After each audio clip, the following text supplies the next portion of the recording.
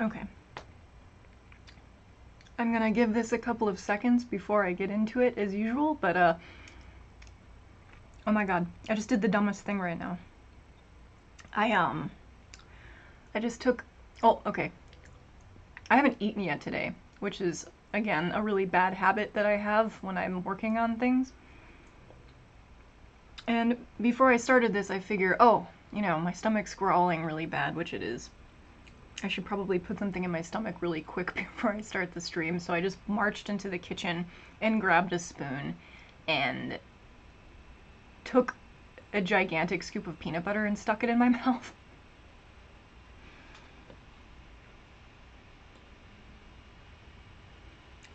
Which is a bad idea, and you learn that when you're really young. But, I just did that, so now I'm wrestling with, like,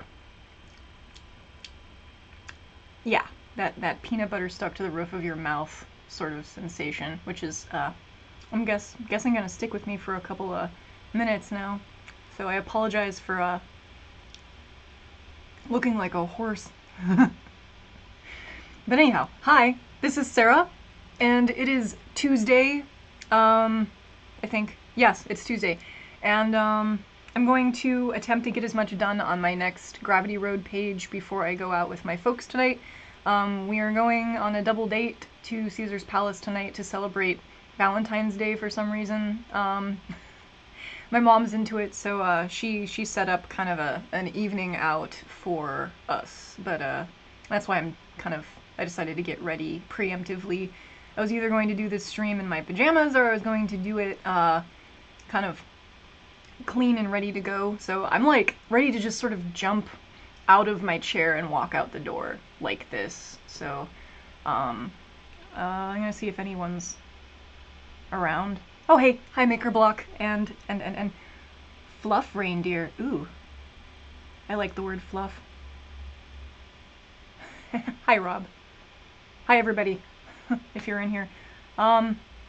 Anyhow, so again, this is going to be a drawing day. I think Tuesday is going to more or less become my dedicated comic book progress day, and so long as there aren't any rockets being launched, I will be streaming the progress. I did have a busy weekend though. Let me check. Wait, that's not the thing. Mic. Properties. Webcam. Do I want the webcam? Built-in mic, there we go. Okay, should be a little bit better. So at this point I'm going to dive into the drawing, and as I just mentioned, I had a little bit of a busy weekend, so I haven't made a lot of progress on much of anything. Ooh, infinity.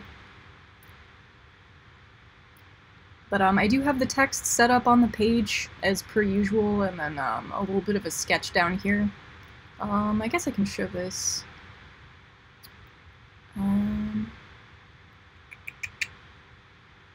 So the page that I was attempting to illustrate during the last week, during the rocket launch, was this one. This is a GravityRoad 88. I don't know if you want to give that a quick look over just to kind of have an idea of what I'm following right now. To explain, basically, same story as the last couple of pages. Curie's explaining their origin story, or her rendition of their origin story, and it involves these two characters right here, Ephemeral and Fruition. She's explaining this story to the main character, White Robot, who is off somewhere, sitting, listening to all of this hoo-ha about robots. And in this page right here, she's going to still be explaining, so the subject matter is going to involve... Wait, let me make sure that you guys can still see what I want you to see. Yes, okay. Actually, this is supposed to be drawn in a little bit, I think? Is that how I set it up last time? I think so. I had this all figured out when I did my stream last week, and I was very proud of myself.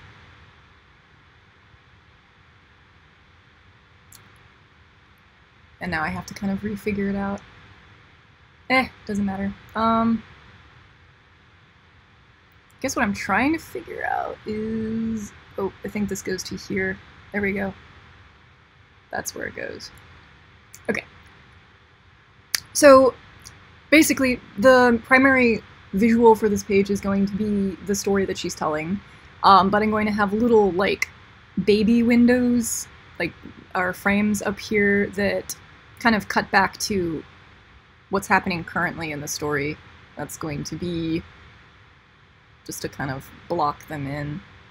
There's going to be one like there of white robot going, "This is stupid, you don't know what you're talking about, I'm not amused, whatever, blah blah blah," like she has been doing in the story so far. And then there's going to be a frame over here of Curie kind of retorting to this complaining and saying, "Well, just listen, I'm not done yet. I'll answer all your questions in just a second." So, it probably won't be that big, but those will need to be blocked in, and then this might be 1 or 2 frames worth of amorphous abstraction that sort of explains the gist of what she's trying to get across. But anyhow, I'm gonna dive into this now.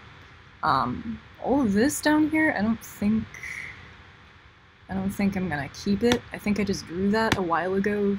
Oh god, my sticky shift key is gonna be the bane of my existence again. But yeah, I think I drew these 3 frames to kind of remind myself of the general type of visualization I'm going for. So I don't know if anyone's actually reading the text I've got blocked in down here. That's likely to change a little bit. I actually don't even remember what it says either. So I'm gonna read that. Okay.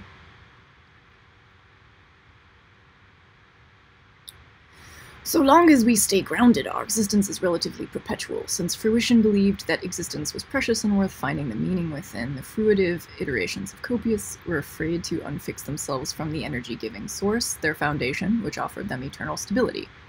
Well, the iterations produced from ephemeral felt intrinsically passive about life, including their own, and decided to leave ground and see what existed elsewhere, regardless of the consequence. Okay. God, that's wordy for a comic. Jesus. Okay, so I'll probably make that a little bit less, like, girthy word-wise. Let me check the chat real quick. Hello, everybody else. Hello, everybody. Hi, Floor. Thank you. Thank you for the compliment. Let's see. So, this is basically visualizing what she just described in these 3 paragraphs right here. So, the reality, or at least what Curie's trying to sell to the main character as the reality, is that all the characters in the story are more or less kind of tethered to this idea of ground, like I guess, the earth that they stand on. And so long as they are making contact with ground, they are completing a loop and they're getting all the energy that they need to more or less exist perpetually. But the moment that they leave ground, like if they were to jump up into the air forever, they're like severing that connection and not getting the energy that they need, and they could either shut off or run out of energy eventually. It's not really explained, it's not really known, but some level of their security regarding their existence kind of goes away. And the main character in my comic cites this insecurity as she's wandering around on this mountain, kind of worried whether or not she's going to run out of energy or lose her charge or just sort of end up stuck, frozen, like the Tin Man chopping wood while she's on her journey. So Curie's about to explain why this matters in relation to the 2 characters that she just introduced and their sort of differing mentalities as to how to go about life and living. And the 2 characters, Ephemeral and Fruition. Ephemeral kind of, as the name suggests, like ephemeral meaning momentary, like fleetingness of an experience. Ephemeral doesn't really give a shit about their existence, and therefore will do pretty much anything for any reason, because ephemeral just doesn't really take existence that seriously. Whereas fruition, which the name suggests at things having some sort of purpose or endpoint or buildup, feels the exact opposite way. Like, fruition totally gives a shit about why they're on Earth existing and doing things. And this kind of, in this page, relates to why they decide to start building mountains and leaving ground. And all of this is, in and of itself, a metaphor for general life themes that, I don't know, you're probably picking up on, maybe not. So don't think of it as being so horrifically literal. It's basically describing what motivates us. So, blah, blah, blah, blah. Stop talking and draw. So I'm going to turn off that and these for the moment, and probably stick all of this text into a folder. And turn that off, because I don't care what it says right now.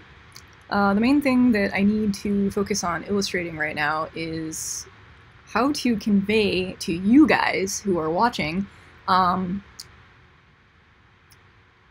what I just explained, basically. I guess particularly the idea that all of these beings are sort of like chained to the ground, or the world that they live within, by energy, I guess. Like by, I don't know, they complete a circuit, I guess you could look at it that way, if we're gonna go into the electronics kind of metaphor. So I think that's why I had this. I need to have probably two frames, two like separate frames showing everyone connected, and then one down here showing one persona kind of separating themselves as the focal point to kind of get the point across that I'm trying to convey. I just have to think of an eloquent way of doing this. And again, as I mentioned, I have nothing really kind of done on this yet. So this is a raw from scratch page that I'm just sort of beginning now. I apologize for that, but it was a busy weekend.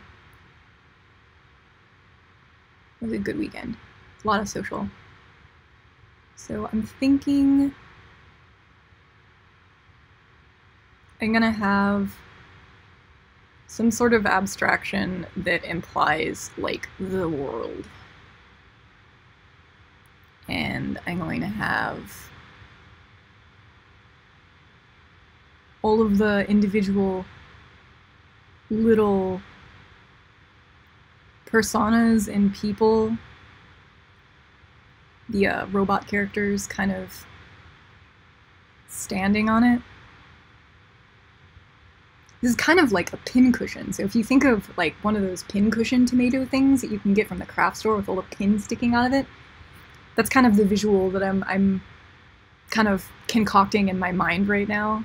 So I'm going to show all of the individual characters sticking out of the earth pincushion with their little feet kind of out from the center. So I should probably like make sure that I get my proportions, or my perspective correct. So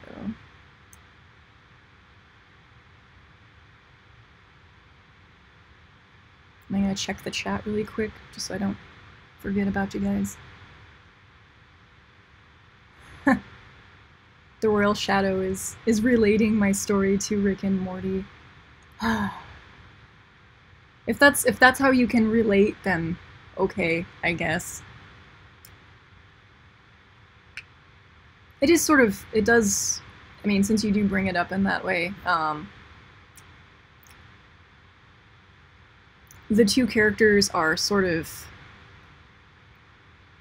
reminiscent of, or not reminiscent, but I guess representative of experience versus inexperience, if you want to look at it that way. That's kind of what the characters Rick and Morty sort of represent for most people. I mean, it's kind of obvious in the TV show, as Morty is young and a child and Rick is old and jaded as fuck. But that is an element of both Ephemeral and Fruition. Although it is implied in heavily that they both were born at the same time, like in the last 2 pages. They just happen to kind of contradict one another, I guess. Not necessarily as a result of one having more life experience than the other. Uh-oh. I see things happening. You got a new tablet yet? Isn't it your birthday in like a week or less? I haven't gotten a new tablet yet, and my birthday is coming up, and I can pretty much guarantee that I'm not going to get a new tablet because, yeah. No one in my IRL life likes me that much to like drop X amount of dollars on a tablet for me, and I don't expect anybody to, but I don't know, I might actually indulge and buy myself one, maybe. I don't really have the money to do that right now. I've been dropping a ton of money on like PCB projects that I'm trying to get out of my store. Aw, thank you for suggesting, Flora, that everyone ship in $1. I don't expect that. Don't do that.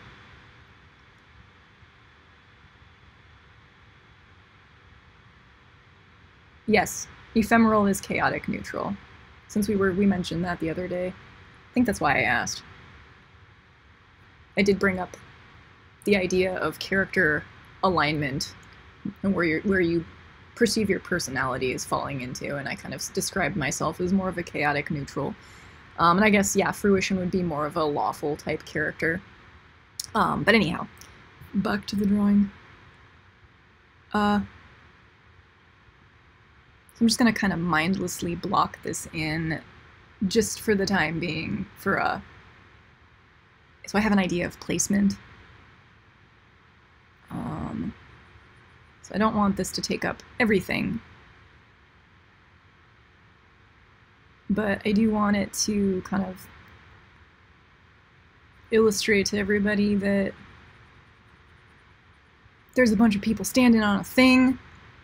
There's all these robots, and they're all like, hey, we're gonna make Vogue hands and stand on top of this, like, circle here, because that's what the cool kids are doing.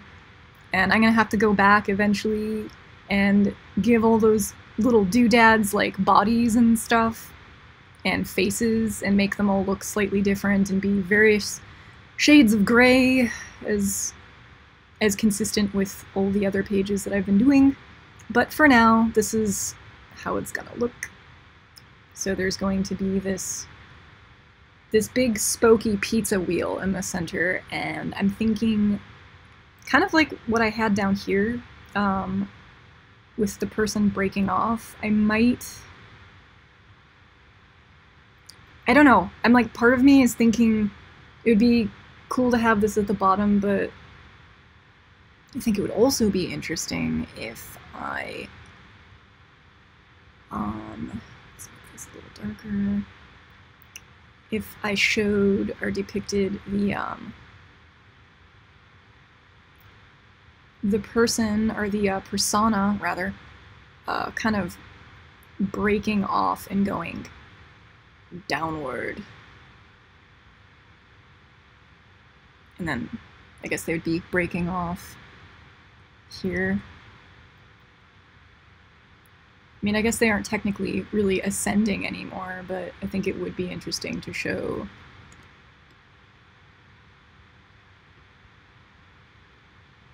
one of the ephemeral sort of breaking off from the ground. There being like this severance right here of them like breaking off. They're breaking the circuit that they were connected to that gave them their energy. Oh god. Basically like giving up their immortality to sort of explore what's beyond the ground that they're stuck on.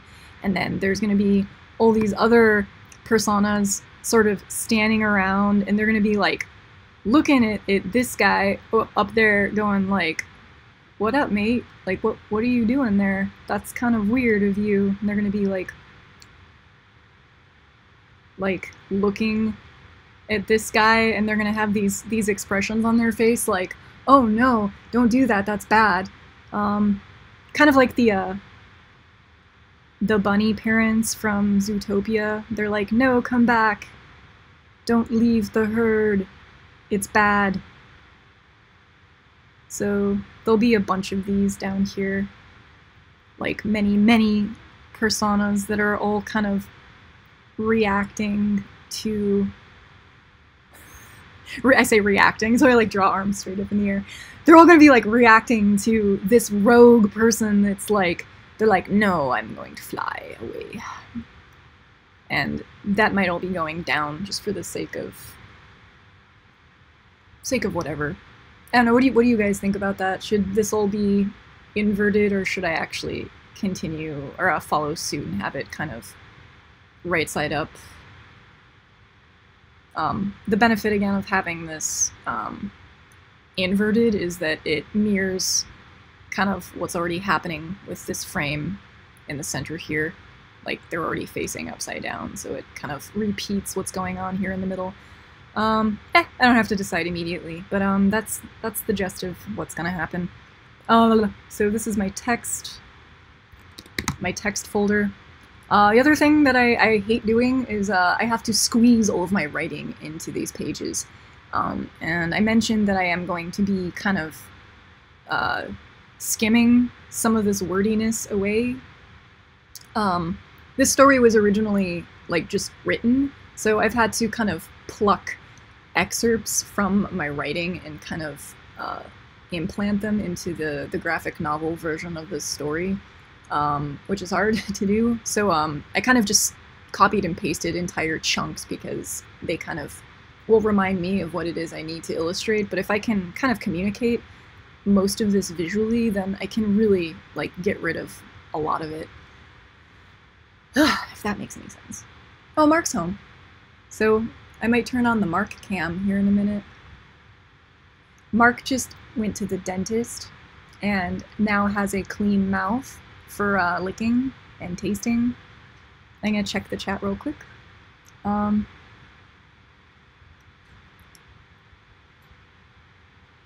thank you, Floor. I appreciate that.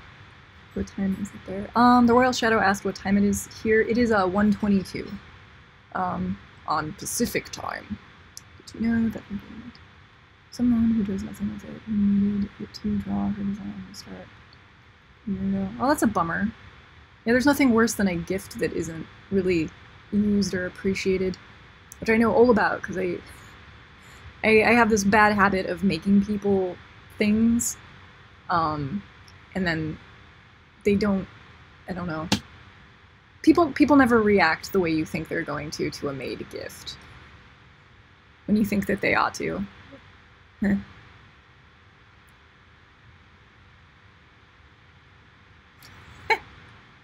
Floor says, Mark should get me a tablet for my birthday. Mark got me something else for my birthday that's also kind of great that I couldn't afford myself.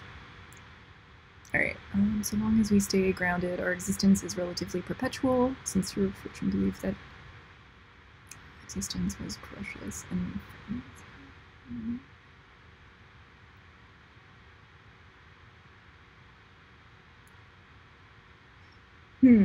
So this kind of... This repeats, so long as we stay grounded, our existence is relatively perpetual. So long as we stay grounded.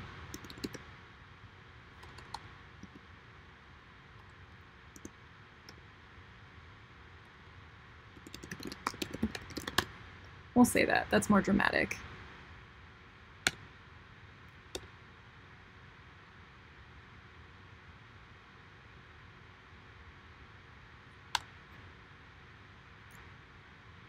So long as...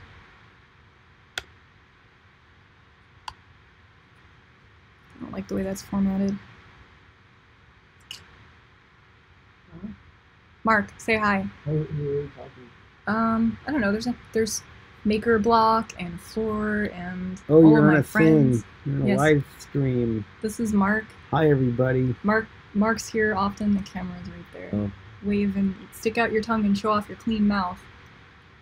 He has a mouth. I got my teeth cleaned by a dentist. So, what do you think? I'm gonna run what I just explained to everybody by Mark. So I need to explain visually that everyone's connected to ground because you're a circuit designer, so you understand ground. So all the robots are connected to ground, and so long as they're attached to ground, which is represented by this circle, the wheel of ground. The wheel of ground. They're connected to it. See, they're like actually going to be attached to the same color. Right. They're grounded. Okay. And then down here, I'm going to show the one coming attached and all the other ones that are still attached, looking up at this one going like, no. Okay. And it's going to be kind of like floating away. All right. So that's probably a good way to do it. But in the schematics, everything's like not a wheel. Right? Yeah. Our ground is a symbol, either an upside down triangle or the 3 hashes. Yes. Right? Yes. So, and then they're a metaphor to say these are all on this one symbol, the ground, but you don't draw a wire between them. You just say, hey, these are all ground. They're all like a stake in the ground. Yes. Right? They're a barbed stick, and that's what that schematic symbol generally implies, that it's randomly everywhere, and you're creating a direct, literal metaphor that we're all connected, right? But you could connect everybody by threads if you wanted, or whatever. But that's fine. If that's the average reader will probably understand that. I think. Right? I mean, one other way of doing this. So I'm gonna throw these in a folder and then turn it off real quick. So one other way of doing that, like Mark just explained, which I think is also a good idea. Is to motherfucker, no, do not open that. Okay. All right, so I could have a bunch of people doing their raptor dancey type thing.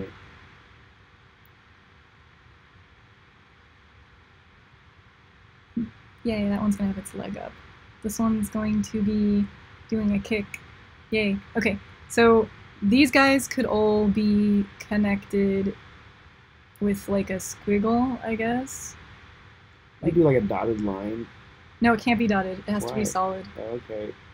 So in network topologies, the network icon for like a Ethernet is, I think it's 2 brackets and 3 dots in between. Yes. And it implies that and I think an older version of that symbol was literally a wire going down into this. So it could be wire pointing each direction, which meant you're tied into this thing that's meshed in, right? Or you're on a mesh. You could do a big net, right? Big fisherman's net or something. I think, like, for me, visually, the thing that is important to note is that it isn't a virtual, like, link. It's a physical link. It's like the ground. They just show the ground. And then the air is like the anti-ground. But that's what this is. Sure. I think the planet, everybody's standing on a little planet. You can imply that that's a planet. I mean, like a landmass in water, and then that's like we're all grounded. We're all attached by the Earth. I don't want it to be so literal as landmass and water, because it's not about. They're not on landmass and water. This is. You said it's a literal ground. It is a literal ground, but it's then not. That's it's landmass. But it's not Earth, so I don't want to. Well, it could just be a planet, right? And the planets generally have land and water, and that tells you that that's a planet. I don't want to be. Right. I don't want to be that literal. Or standing all on a chrome sphere or something. Right? That's what this is. Then it is what it is. Okay. That's fine. Okay, so that's what I'm doing. I approve. I'm glad I thought of that. You. It looks good. I hate you. Yeah, me too. Anyways. So this is my idea. I'm glad you copied. Yes. I concur on your opinion of the ground. You could do like the network that connects mushrooms. No, I don't. Mushrooms have tendrils that go underground, and they tend to, like, colonies of mushrooms they're ultimately all connected by these little filaments. Well, there's another person in the story that does have a different opinion on this, and maybe that's their thing. I don't know. It is literally quite. Remember me talking about? Never mind. You'll see. It looks good. I approve. I'm gonna do things. Go away. I'm gonna go dig a hole in the ground. Go dig a hole with your tool. Yeah. All right. Okay. I'm gonna check the chat. Oh God. Wait.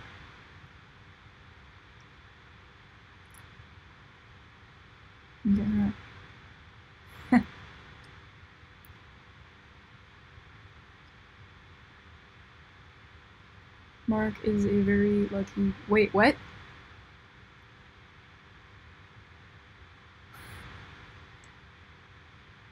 Aw, thank you. He's just harassing me. He's acting like a manager, which Mark does, because that's what he do. But yeah, I usually get a second opinion from him in regard to what I'm doing, because every so often he comes up with a really good idea that is in no way related to where my headspace is at, and I will diverge from what I was doing and kind of go in another direction. But no, I don't know. This is what it's gonna be. Anyhow, so and then I had these two frames up here that were relatively. Oh God. Come on. Alright, so maybe that does need to be closer to down there. So this is going to be. I'm going to have white robot just sort of. She needs to be making this like really kind of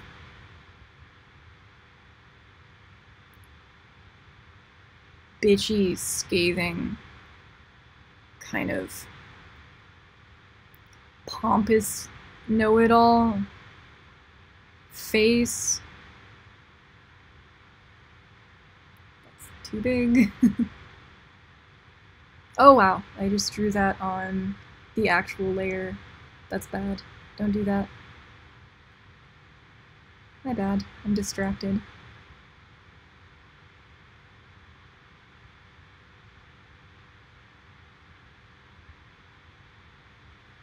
So as I was saying, I'm thinking I really do want to have her whole figure represented. Maybe she'll be sitting like that. I don't know what posture I want her to have. I'm thinking I kind of want to have her whole body. I might not. It's probably not necessarily important. Like at some point in the next X amount of pages, I do need to dip back into where this is all actually happening and show the setting where the story is being told. Again, because it's been quite a few pages since I've shown where they're sitting having this discussion. I don't know if that's necessarily important that I do that here. So I might just have all white robot's face, and she's gonna be like, talking, probably with her hand up, making some sort of like demeaning gesture, like, I don't know. Maybe both hands, and she's just gonna be like, kind of like, what the fuck was she saying again? Why does this have to do with balance? What does this have to do with balance and the mountains? Because that's like what she originally asked, like however many pages ago, before Curie started like explaining all of this. She was like, how does art and balance or design have anything to do with keeping mountains standing? Which is what Curie keeps implying with everything she says, that there's some like intrinsic thing about design and balance and art that enables the mountain that she's climbing to stay standing in the way that it is. Which sounds crazy, but it's all a metaphor. Don't take it too literally. Where is this? Oh God. What? There we go. And then, yeah, Curie's gonna be like, I'm getting to that, jeez. And then I think these three. Oh, God damn it. we go. These three are going to be associated with this middle doodad, and then I guess these bottom three are going to be associated with this one way the hell down here. Yay, sticky shift key. Okay, so those are my groupings. So again, as most of my pages go, there's usually thirds. There's like 3 primary sections. There's a top section, a middle, and a bottom, and the, I guess the primary text that's communicating what's going on in the frames. What does this have to do with balance and mountains? I guess I need this pink words right here implies that this is being said by Mim, the character with the apron on and the wings. So I don't know where I'm gonna stick Mim in.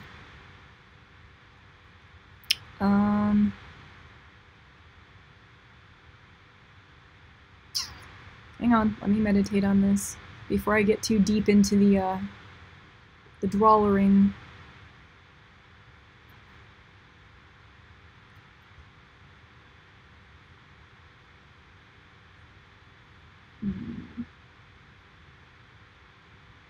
I don't know. I don't know if I mentioned this earlier. I think my hard stop today is going to be at like almost 5, around 5. Not that I'll be drawing that long, but I might be. I don't know. I don't know if Mim needs to be saying this, but it would probably be good that I reference that they are still in the context in which this dialogue's taking place. And I don't really want to split this up into 2 pages, because this is a complete thought that I kind of want to keep it intact like this. I'll worry about it later. Guess it's not tremendously important that I figure that out now. Curie needs to be making some annoyed know-it-all face too, so they're both being know-it-alls.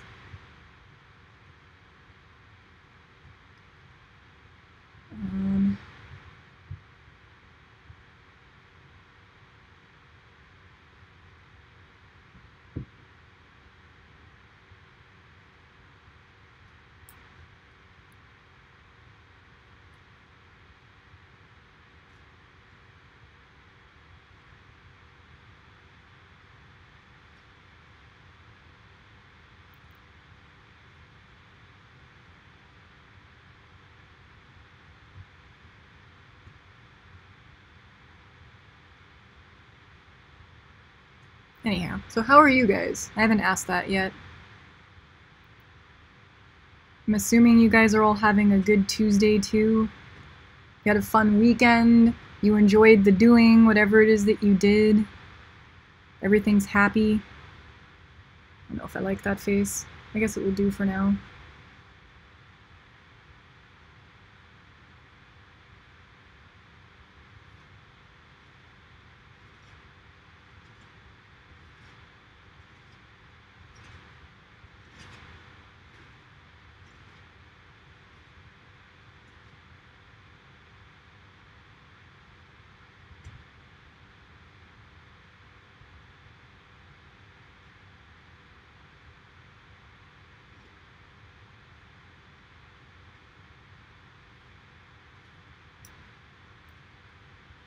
Noodle.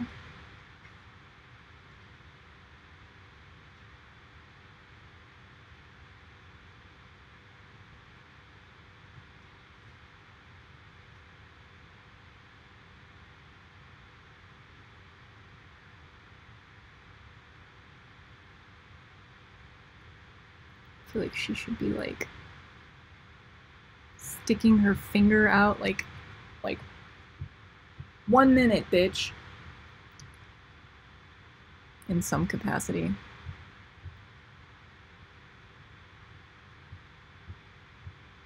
So that's going to be their general posture up there. I don't think I'm going to have anything going on between, because that's where my text is going to go. And then this is just going to be the world.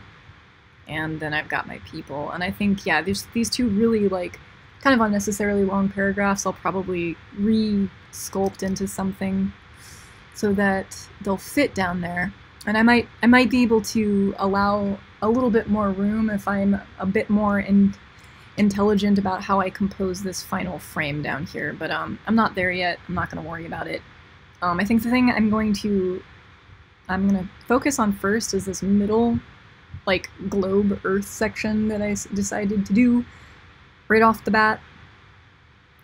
That Mark complied is a good idea. Let's see. Okay, so that's this. Oh god, that's terrifying. Just throw these into a folder right now. What's this? I'm not using that. So this is the concept pizza, and then this is P2. Yeah, and this is P3, and we have, oh, that should go in a folder.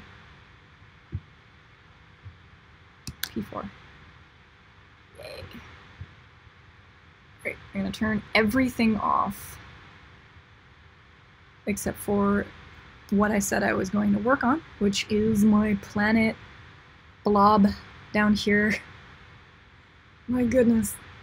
I should probably make this look a little less spore-like, or maybe I'll keep it spore-like, I don't know.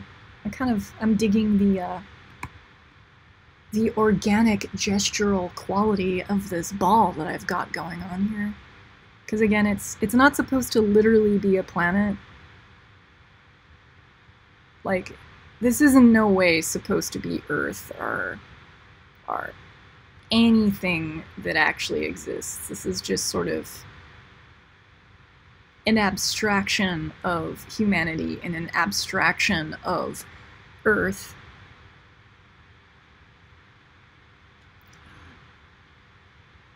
Let's see.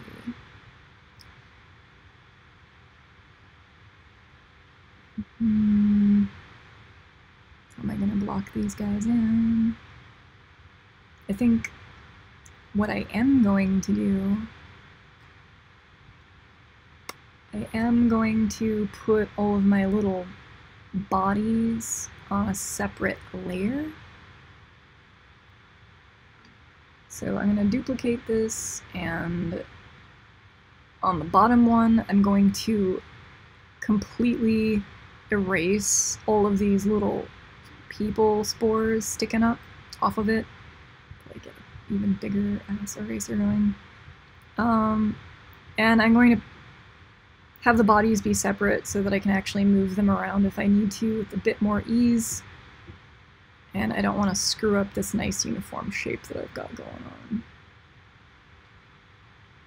So in my previous page, I can actually just pull this up. File, open, recent. Nope, that's totally not recent apparently, not recent enough.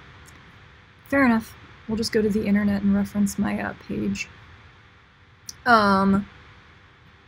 This thing that I'm drawing right now is going to be in this sort of, like, the stylistic representation of the characters, the personas. So, this is what I'm shooting for right here. They should all look a little bit different, but roughly the same. Kind of like mannequins or those, like, drawing dummies. It's a good way of looking at them. So kind of symbols of humans, but not quite humans. And I should check the chat here in a second.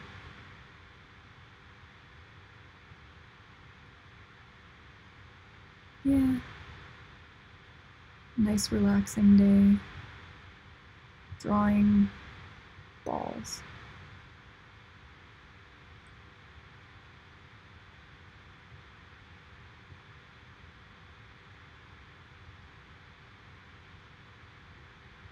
doesn't have to be perfectly round. I don't know why I'm massaging it. Okay, I'm gonna check the chat really quick. Ha.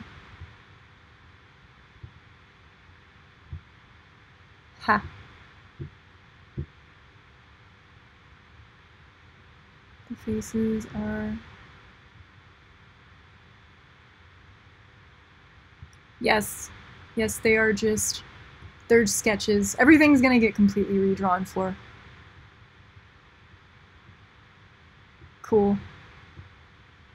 Optimus says this is their workout jam. Should I like drop a bass line or something?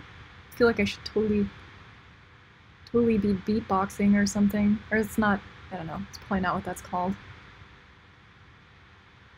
Oh, a lot more has been said. I think the link for Discord has expired. Can someone please? Yeah, I can send a new link. Invite people. No? Why? It's being weird. It's not giving me a link. Maybe I'll restart Discord. Oh god. I said quit.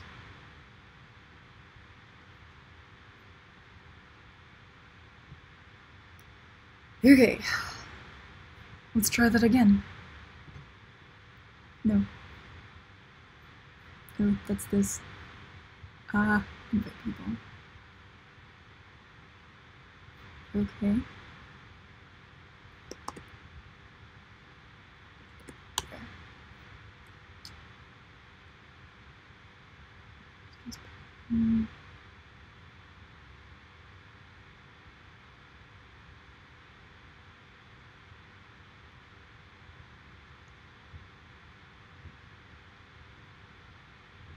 Okay, anyhow. Sorry. Just catching up on the chat. Alright, so this is going way smoother than last Tuesday. Yeah, I was trying to stream drawing and the rocket launch was going on, which I didn't know about, but was obviously very awesome. And I'm a space geek, so it's surprising that I didn't know about it ahead of time. But I woke up and Mark was like, the rocket launch is happening in like a half an hour, and I was like, yeah, I need to draw and shit. So I just sort of like ignored him, and then yeah, that did turn out to be a very big problem as I was trying to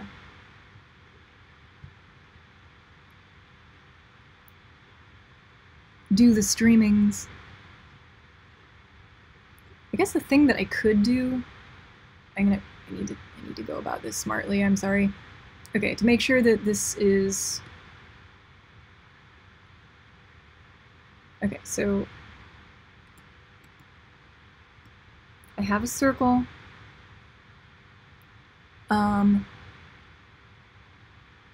Modify, expand, 50. That's totally not enough. Modify, expand. 500. Almost.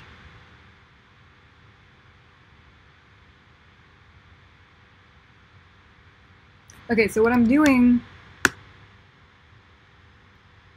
is a little bit better. Okay, so I'm creating like a relative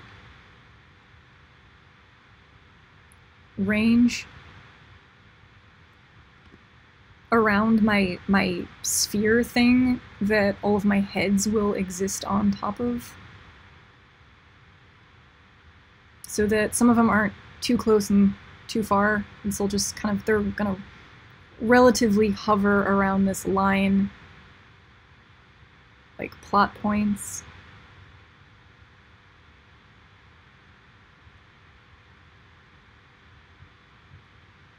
So some of them will go above, some of them will go below. But all of them will kind of just roughly be on the line. So one of the other things that I mentioned weeks ago now. I feel like a jerk. I was supposed to start this on February 1st, actually, and I didn't, so I completely just blew my own deadline. Like, I didn't even care about it. I was going to start this self-portrait of me and Noodle, and I was a very good girl. And that, I think it was the Saturday closest to February 1st, I went and I bought the board that I want to do the oil painting on top of. I got like some nice press board from Home Depot. I took the picture that I'm going to actually paint. So I had Mark, like, photograph me in the backyard with the golden light on my figure, holding Noodle. And I picked out a picture that I liked. So I did all of that.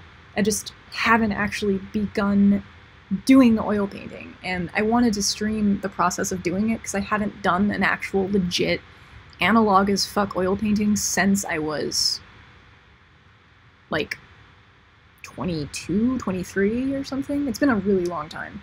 So I want to do that. I just need to set aside the time and actually gesso the canvas, prime it, draw my grid lines on it, transfer the image, and then start blocking in my shapes. I even went out and assessed like what oil paints I need to buy, so I have to go back to the art store and buy those now. Okay, so I need to actually pay attention to what I'm doing now.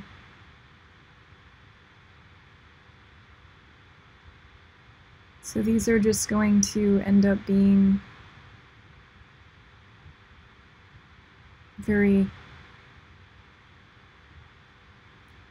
rough-looking little robot stick figure abstractions. And I have to draw a whole bunch of them. So if you are not into detail or repetitive, sketchy doings, then you're going to be bored, and I apologize for that.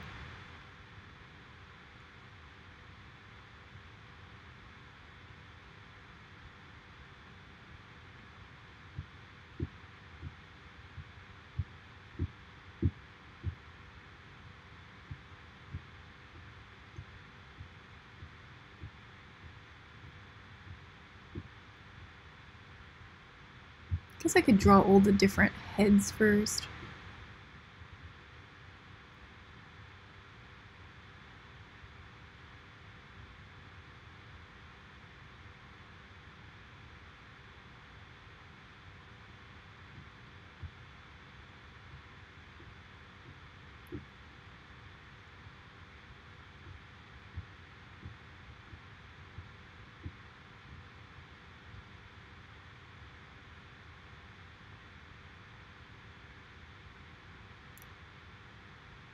Kind of doesn't matter.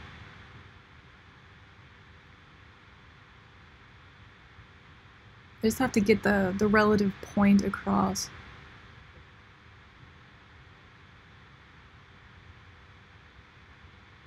So Mark's actually out back digging a hole right now.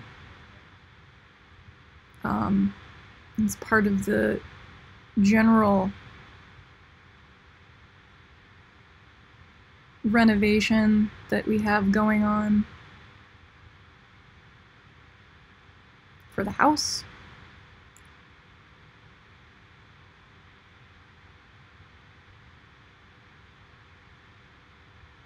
I think he's installing a pipe so that we can plant peppers this summer, spring, whatever.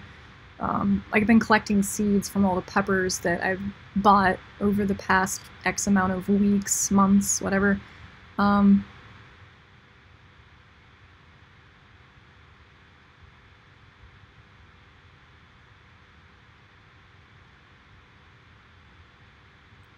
So the plan is that I'm just going to kind of like dump all the seeds in the ground in a trench and just sort of see what the hell happens. Because we're going to attempt to grow at least some portion of our own food in the next year or so.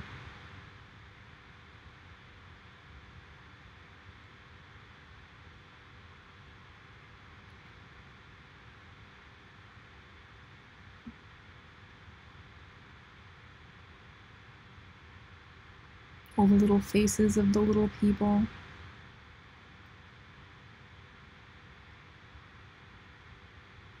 I think a lot of these are going to need to be shrunk, but that's okay. And then I guess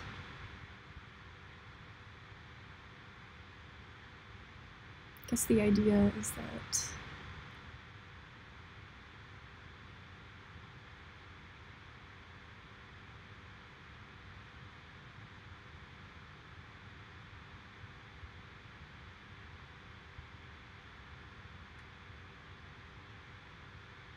maybe they don't really have bodies and they're just sort of like amorphous sort of wiggles that attach to the blob planet like I had before in this layer. I don't know.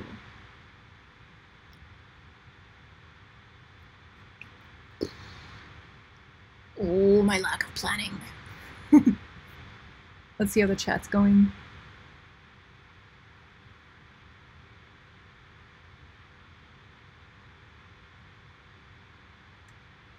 Ha, no, Mark is not an ostrich and he's not hiding from me. No, just irrigation, I guess. He's putting in a line for water. I think that's like particularly what he's doing. He's making a water hole. It's a water hole for the peppers so that Sarah can make her sauce. There you go.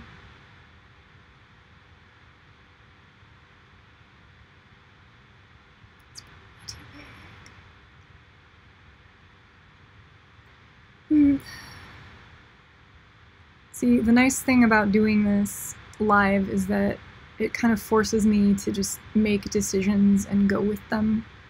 Like, I don't have a lot of time to kind of sit and stare at the page and deliberate what the best plan of action is. I just have to kind of dive into it and do it.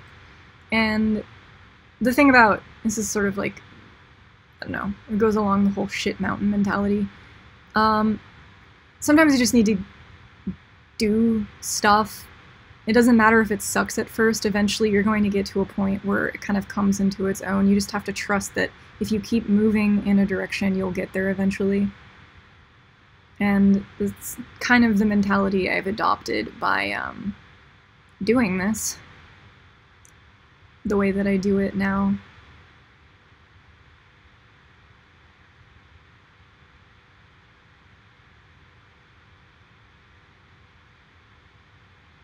They're so cute.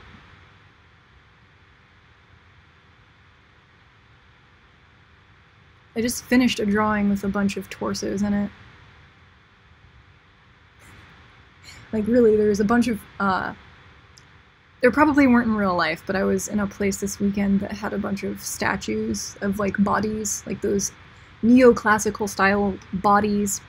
And in the illustration that I did, they were all just the statue of Nike, which is the headless, armless angel female figure with the wings. And I was focusing specifically on the female form, which I was happy to find that I can kind of just execute from my head now with relative amount of proportional accuracy. So that means I am getting better. Like, I always kind of, I have this bad habit of talking shit about my drawing skills while I stream, but I can actually kind of pat myself on the back this time because I feel I did pretty good with my my graphical depictions. But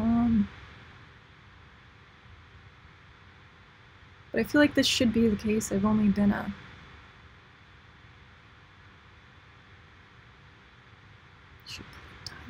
I've only been drawing now for like 1,000,000 years.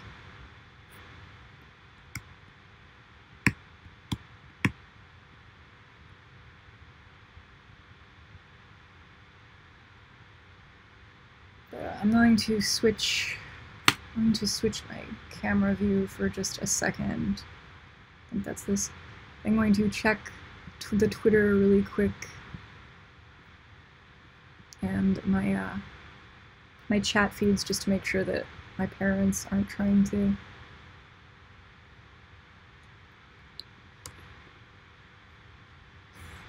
get a hold of me.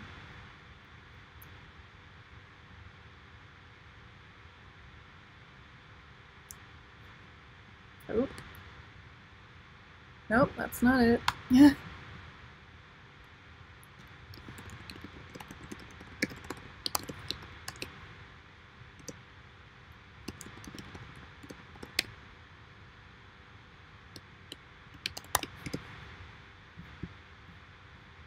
Just get to look at me for a second. I apologize.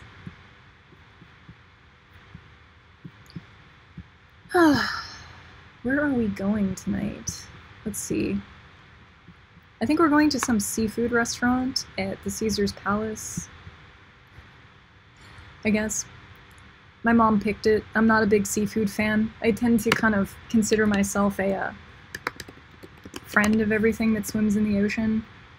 But I love sushi, so that's like a very contradictory stance to hold. ROBOHEMIAN.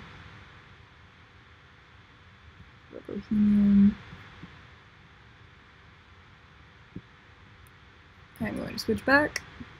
There we go. So now this just looks like a boob with like a tiny little nipple in the middle. I apologize. But I need to kind of visualize where their bodies should be pointing so that they're not all off and stuff. So that would be bad. Let's get a little bigger again. Yeah, I really like lambs and cows and stuff, but I really enjoy eating them too. So, like, I would never become like a vegan or a vegetarian or anything because I just enjoy eating certain types of food too much, and that's like this horrible, shitty part of myself, or maybe it's not. I can't really decide, but I'll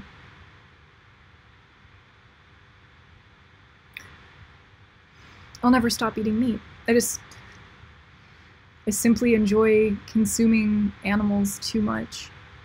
I'm not gonna need to draw those guys out.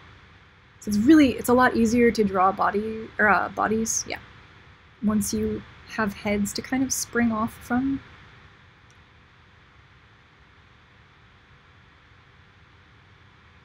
Did I really? I did. It's bad of me. I need to fix that.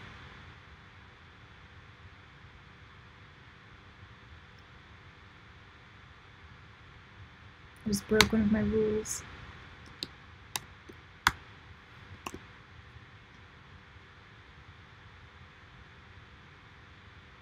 Ooh, that's creepy. I like it. Okay, that's better. I put my line art on the incorrect layer, which was going to prove to be problematic if I didn't fix it. Anyhow, I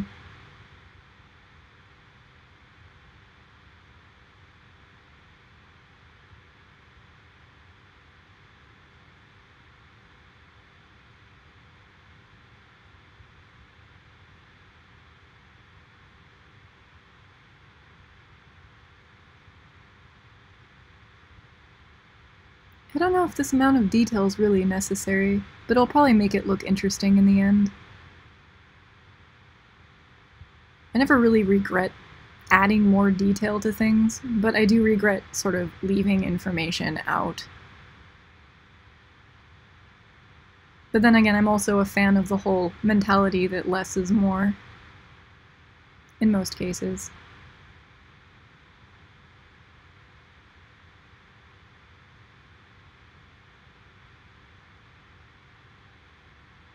Robot arms and robot hands.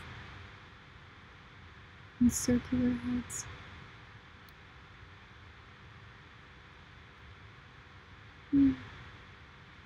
What else could I talk about? I don't know. What am I working on? I'm trying desperately to get my jellyfish up on my store, like the board for it, like I've been talking about for the past, oh, I don't know, 6 weeks now. Let me see. Everything is almost working. Like I'm at that state where I'm at like 90% on both like the electronic and the mechanical aspects of the thing, but the code isn't exactly getting the board to do what I want yet, and I'm not quite sure how to fix it because again, it's not my strong point. But I do need to sit down and dedicate some time troubleshooting it so that it does do what I want, because it's almost there. And then the mechanism looks great, but it has some irregular behaviors that I really need to figure out and address before I instruct people on how to build their own, especially if they build the damn thing and find that they have the same problems, basically. So,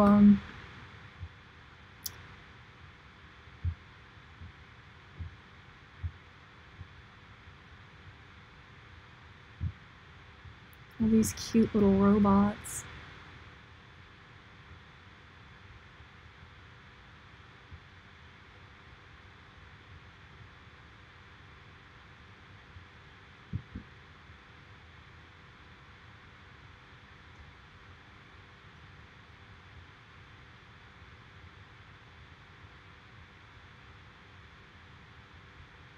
But that being said, the kit is almost done.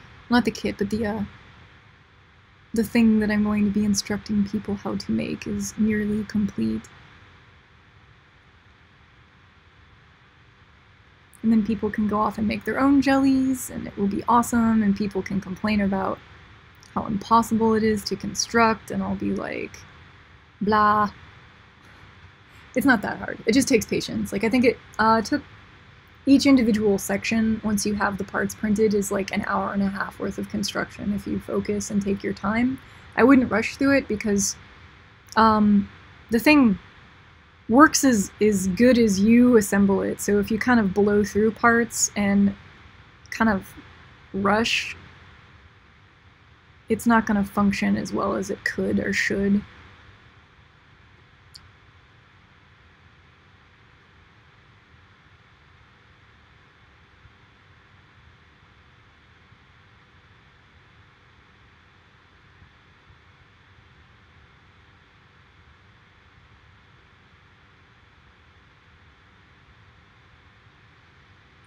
I feel like these all should be connecting to the ground like straws almost.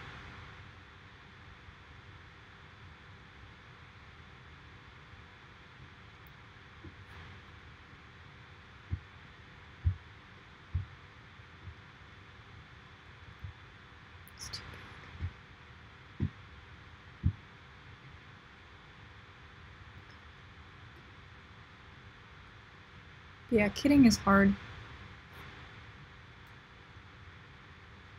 Maybe I don't want you there. Did I really do that? Yeah, I did. Wow. I just broke all of my damn rules. I was supposed to keep everything on separate layers, and I clearly did not do that. And now I'm going to have to spend time fixing that. Oh, I drew them all attached. Motherfucker.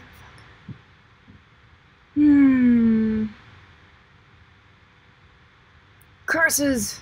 Okay, that's fine. Again. Here.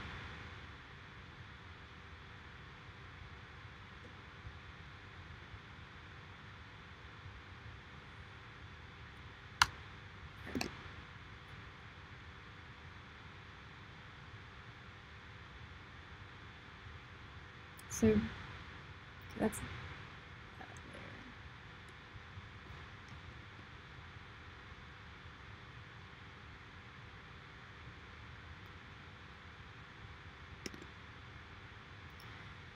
Oh, good heavens.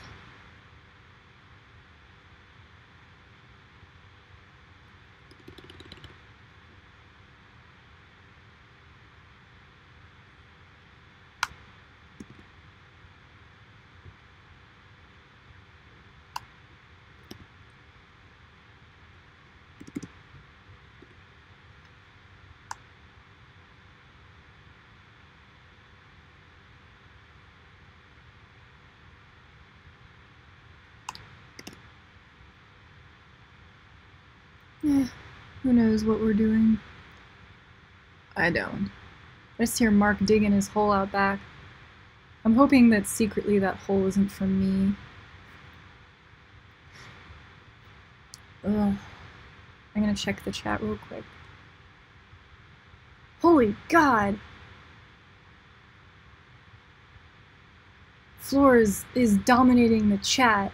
I can't possibly read all of that right now. Oh my goodness.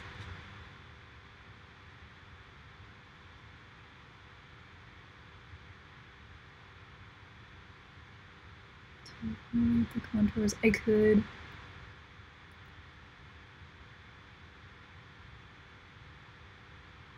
Yeah, you noticed you're the only one chatting too. That's okay. I appreciate that you're keeping me company. And I think everyone else, if there is anyone else left in the chat, they're just sort of, I don't know, maybe just listening. Oh gosh. There you go. Let's see. Oh, is it gonna give me my information? Might not.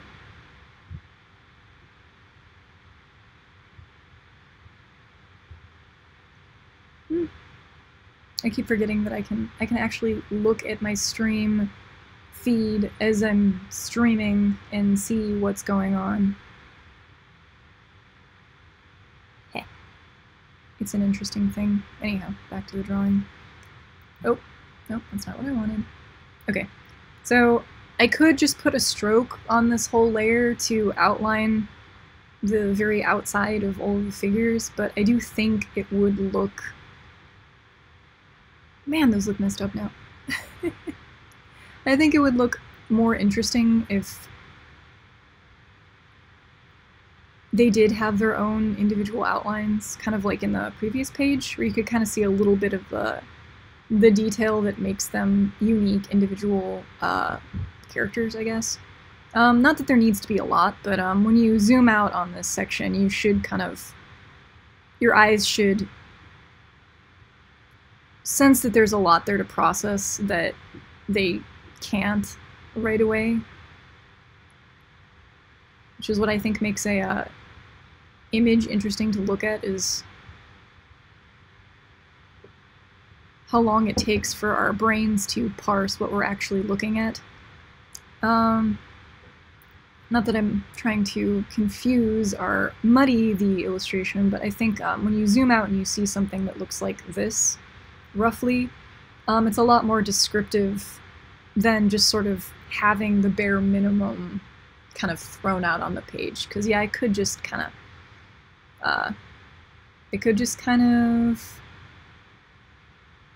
leave it like this with the outline, maybe clean it up a little bit, but it's not as fun. Man, it's gonna be a lot. Old people around the boob, standing on top of it. Yeah. Hopefully the guy who's doing his workout session appreciates my singing. I have you in mind right now, sir. You're in my heart as I sing about the circle of robots standing on the very big gray pepperoni pizza piece.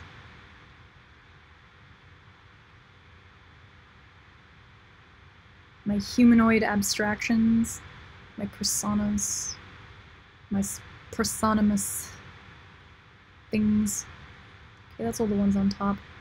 I also realized recently that there's this feature that allows you to rotate. Ah, look at that. You can rotate the thing you're working on. So I need to use this feature because it's very helpful when trying to make sure that your stuff stays aligned as I'm trying to do. So that guy's off a little bit, and I can fix him before I make a lot of them off and then wonder why my drawing doesn't look quite right. Noodle is being so patient right now. He's being so good. He's just like hanging out with his little octopus friends in his room. Oh god.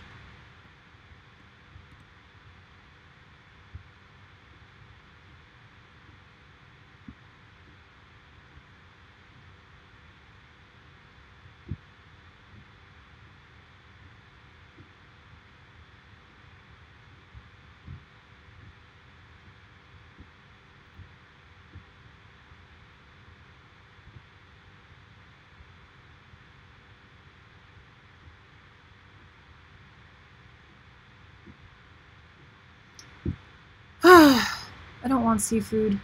Like, I really, really don't. I don't know what I'm going to eat at this place. I'm gonna have to kind of coax myself into finding something that I can eat. I'm sure they're gonna have steak and stuff there too, but... I don't know. And I haven't eaten at this restaurant in a good 5 years now, so I don't even remember what I got the last time we ate there, because it is kind of a special event place. It isn't a place that we would regularly just sort of go to for any mundane, regular, whatever. Mundane. As if anything's mundane.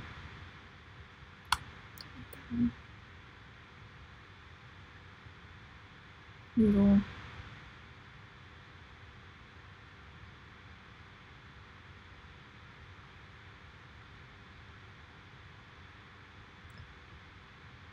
This guy should have... So he's gonna have, like, more of those, like, horse legs, maybe? Not horse, but, like, satyr feet. Like, robot satyr legs.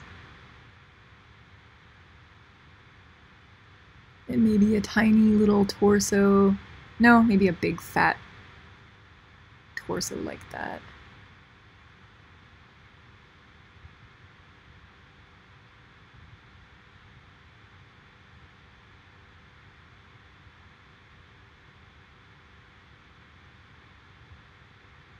Again, I don't really know what I'm doing.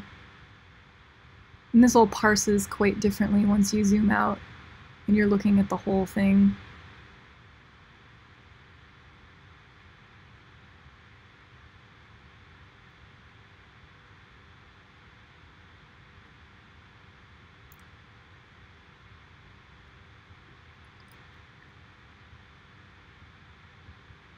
See, I should have streamed.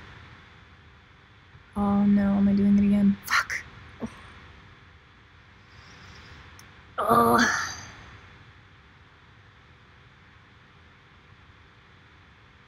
Oh. Oh, we'll just start over. It's okay. It happens. Let's not do that again.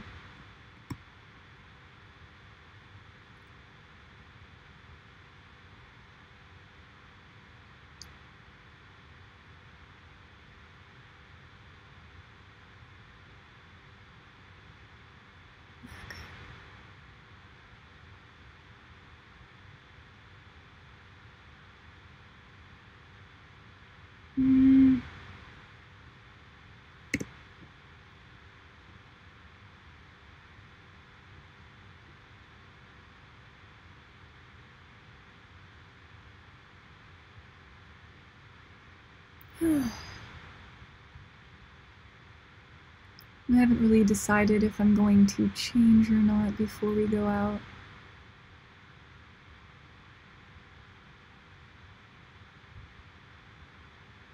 I think what I've got on will work. I said I was just gonna leap out of my chair and run out the door whenever we need to go, so I might stick to that game plan.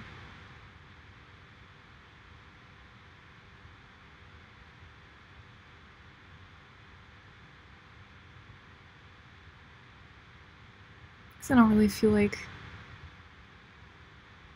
digging out other clothes.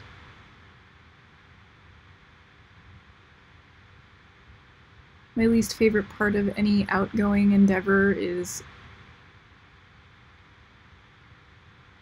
showering and getting ready. I'm sure I'm not alone. It depends on the event, though, I suppose.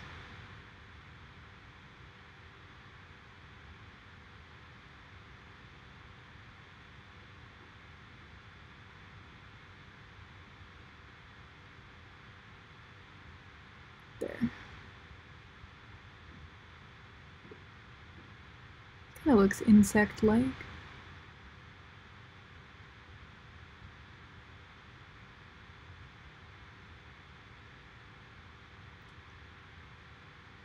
And your feet are going to need to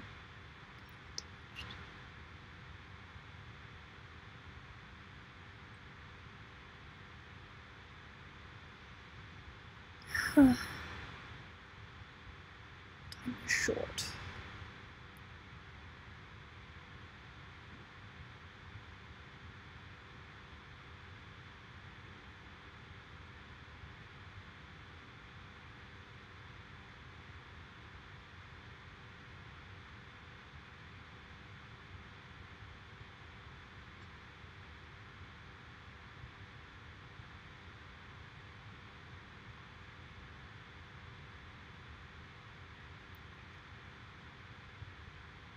I'm sorry I'm not talking.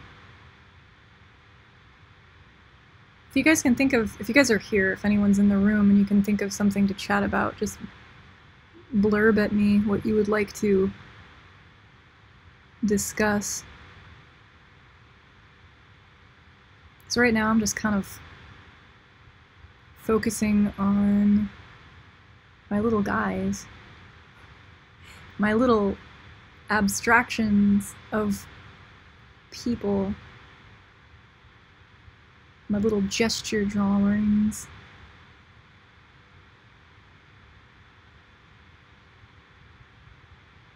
I feel like Bob Ross. I think that's what I was getting at by going into the story about my painting that I keep threatening about, my self-portrait, is I'm gonna end up standing and talking at everybody quite like Bob Ross, like with my easel in front of me, which I'm gonna have to inevitably set up on this desk that I'm sitting at right now. So it's gonna probably be like right here, and I'm gonna have to figure out where to stick my camera, and then yeah, I'm gonna paint. It's gonna be weird because again, oil's super messy, and it's one of these mediums that just sort of, it's fun, like it feels very organic when you're painting in it, and things have this like tendency to just sort of look good. Like everything painted in oil just kind of works. It wants to work, but it does get really frustrating because like in an instant it goes from working with you and being your best friend to being like the biggest asshole on the face of the earth. So it's challenging, and I remember this from my youth, painting in oils. So I don't know, I'm gonna see if I can still command them like I learned how to do back in the day. In any case, it should be good exercise. It'll be something different. It'll change up the pace of my life, which is sort of important.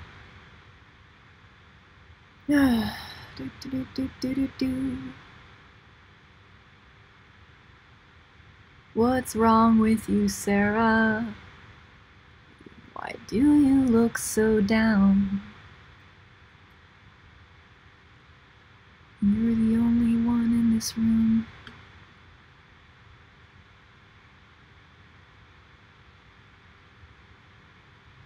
Whoa. That's super off.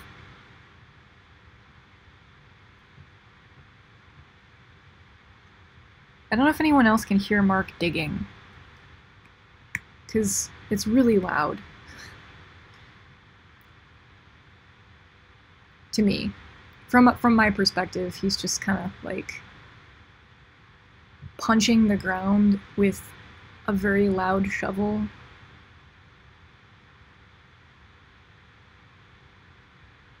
Mark's digging a hole.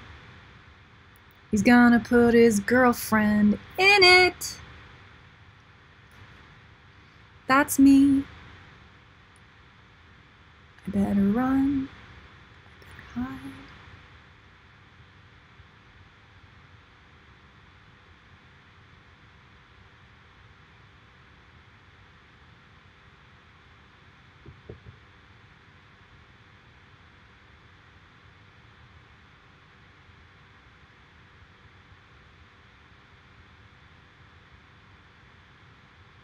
Robots. Your head's too big, mister.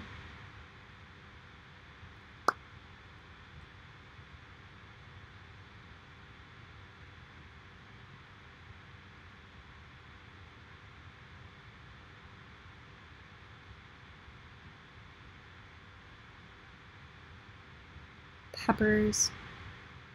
I think that's kind of the only thing we can grow out here. We have a pomegranate tree that I think this is its second year that we've had it, and I don't think it's produced really any fruit yet. Like, it's made one pomegranate each season, and we feel bad picking it because it worked so hard to just produce that one heap of fruit hanging off of the tree. So we just kind of leave it there. So it ends up just going to waste, like shriveling up and just kind of going away. But I don't know. We're hoping maybe this year, like if we give it some special attention or extra water or something, it'll actually start kind of coming into its own this next season. Not that we're like crazy about pomegranates or anything, but it'd be nice to have something alive in the backyard again, because this entire area is just, it's like construction ridden, so everything's kind of just like dirt, rock, death, and piles of debris at the moment, everywhere.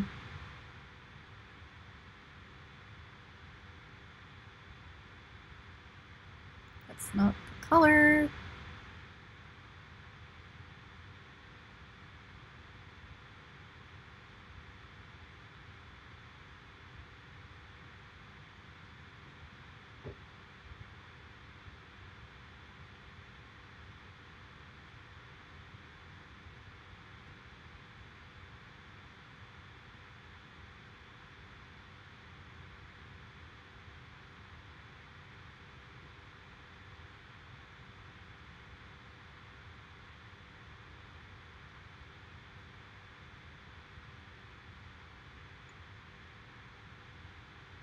Proportion check.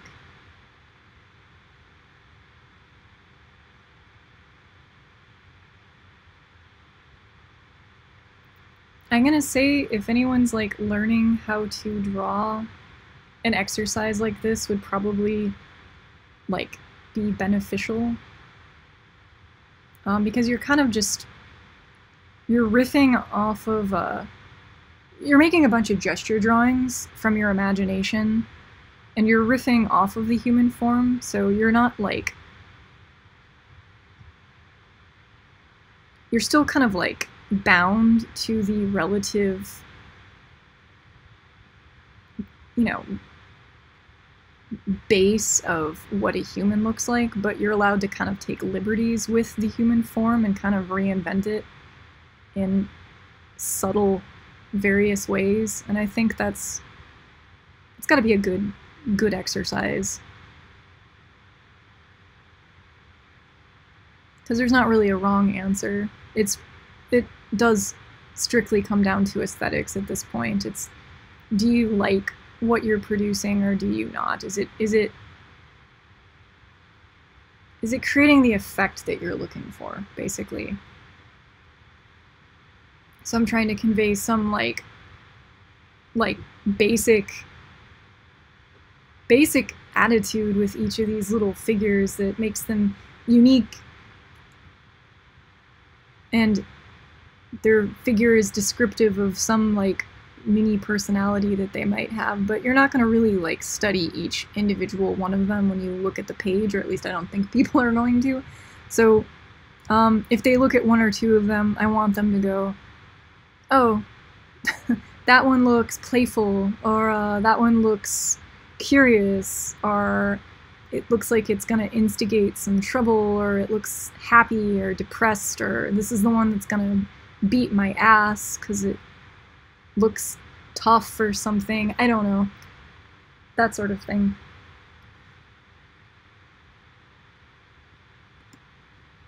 Oh man. No. Sticky buttons are not my friends. This one looks like it has bear ears for some reason.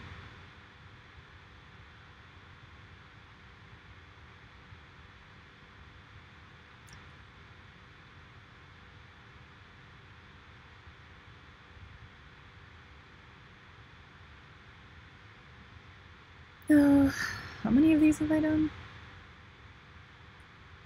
Yeah, it's like half of them. I might switch to something else in a minute just to change it up. This is the sort of thing I would probably have illustrated on a Monday, like yesterday, and had ready to go to like put detail into on Tuesday while I'm streaming.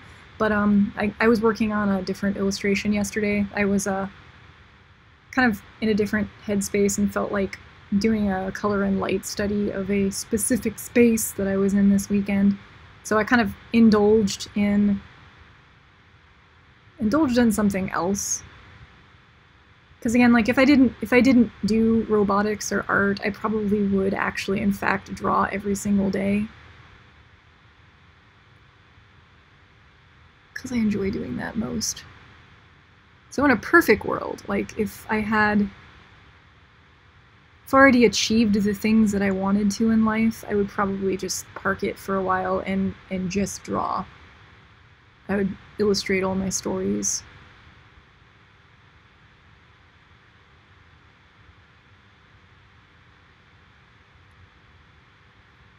I don't like your little bunny ears, little one. And these will kind of have gigantic heads. I guess for the sake of this particular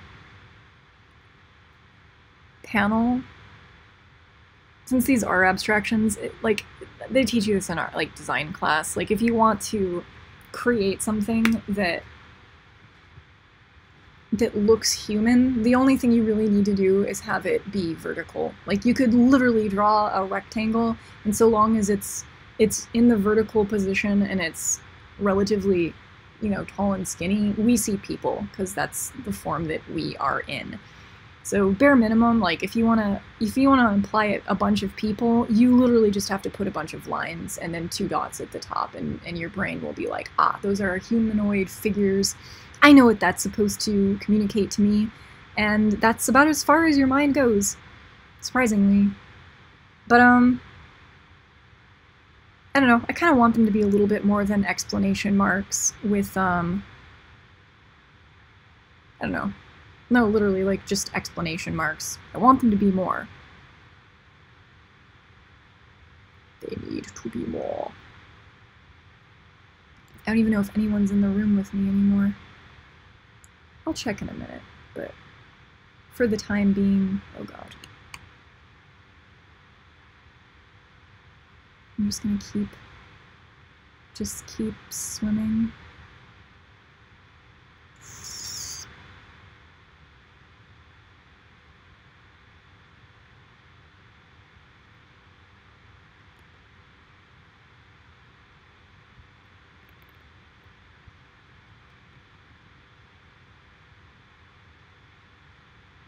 Yay!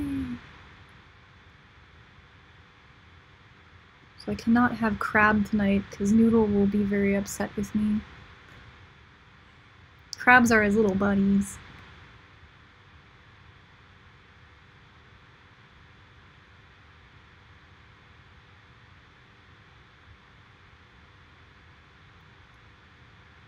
How is this going to look? So if I zoom out and correct the rotation of this. Oh, it's barely half. Jesus Christ. I'll get there.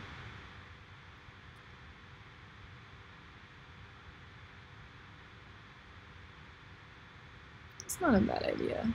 So now that I've been staring at this nipple for like X amount of time, kind of like it there. Because what this could actually be representative of is, okay,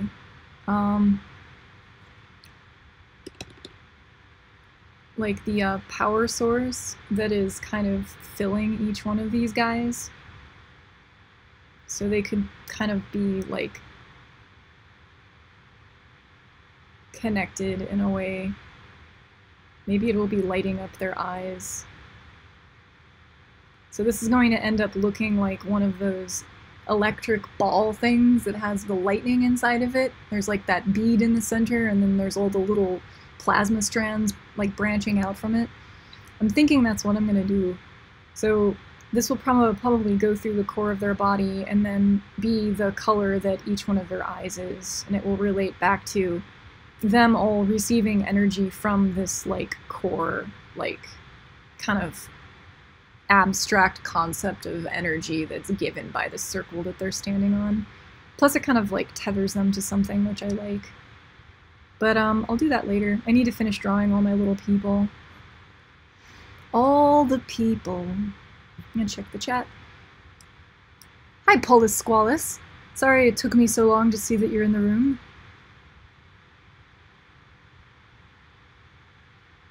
And maker blocks. Oh, I'm glad. I don't know. I'm glad my rambling helps you work. Jeez. Sorry I'm not... God, I should talk about something more interesting. I have a question if you don't mind. Any progress with the vibrating feed? Oh, Flora, I haven't worked on Doodle yet since my last session where I kind of got him... I think it was last Friday, like a week ago. I kind of just set him up and had him go with his marker feet, doing whatever. I don't know, I haven't really set aside a day to do another bout of development on Doodle, but I will in the near future. I have some actual life stuff that I need to get caught up on first before I go back into any of my side projects. That's another thing, like since it is the beginning of the year, this is the season where I apply for all the stuff that I want to do later this year and the next. So I have to actually do writing and like the adulting part of my career, which I guess is being an art person. But once I get all of that shipped, then I can kind of go back to focusing on the fun part of my practice, which is the making of stuff.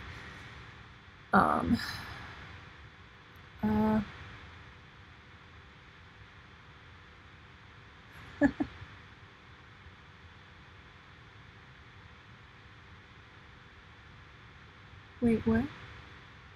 You could cheat, just take a picture of a movie set, comic book, save the contours, and use those as outlines for dressing up my robots. Yes, but that isn't as interesting. There's plenty of, I mean, cheating like in drawing actually just ends up taking more time because you have to actually like find the images that you like, import them, like scale them, and then trace over them. Like if you can just draw this stuff, it's a better exercise, I think, because you're actually like, you're stretching your mind. Everything that you draw from your mind and force your hand to create is actually helping you, I think, in some way. I mean, all drawing is ultimately good practice, but I think this actually strengthens the part that has to happen in your mind in order to create original, unique compositions. So, and I tell people, like, if I give feedback on like how to practice drawing, it's just instead of starting over, just stick with the original thing you started with and keep erasing the parts that don't look right and fixing them, because you're problem solving. So by not tracing, you're actually, even if you get really frustrated with something you're trying to draw that just isn't looking the way that you want it to, if you eventually figure it out, you figured out how to solve that problem. And if you traced something else, you otherwise wouldn't have done that. You wouldn't have achieved that leveling up of art abilities. I mean, I guess you do need photo references for certain things, but I'm going to say for what I'm doing, it's probably not the best or necessary route to take.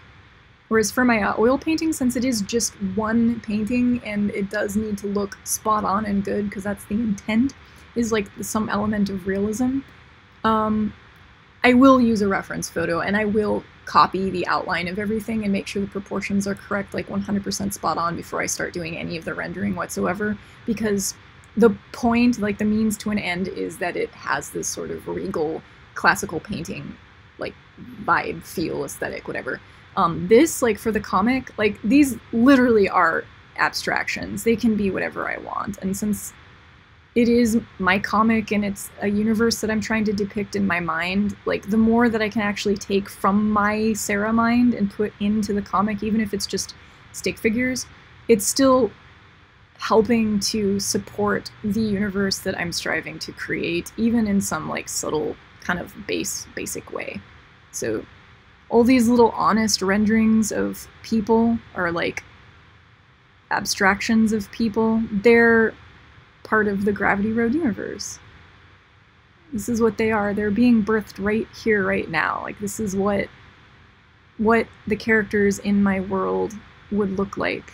It's being decided here and now.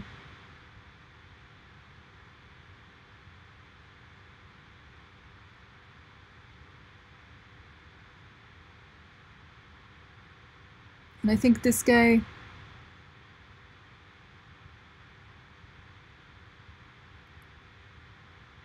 there's a bunch of new characters that are about to be introduced in the actual comic, though. Like right after this section where Curie explains her origin theory, which is what this is all about right now, some interesting stuff is about to happen.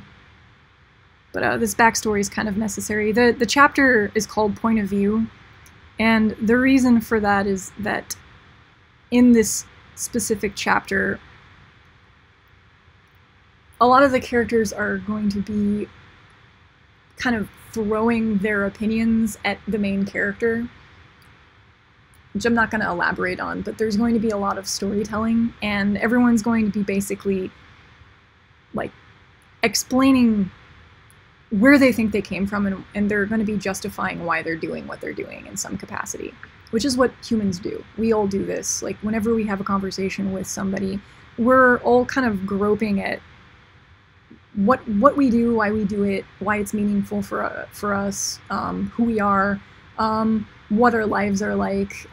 We try to kind of give every new stranger that we meet some little kernel of ourselves that leaves an impression on them, right? And that's basically what's going on in this chapter. Since the main character finds herself in a new place with new entities that she's unfamiliar with, they're all kind of leaving her with ideas about the world that weren't previously in her mind. And that's sort of what this whole adventure is about. It's about influence. And I think I've mentioned this before, but the term GravityRoad is actually a synonym for the concept of influence, which I'll let you puzzle through how and why, but that's why it's called what it is.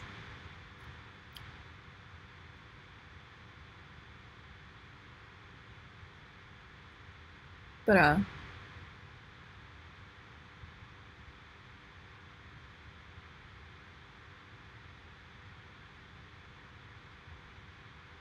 the Demons comic is getting pretty good. I don't know if anyone reads Kill 6 Billion Demons or not, but it's getting really good.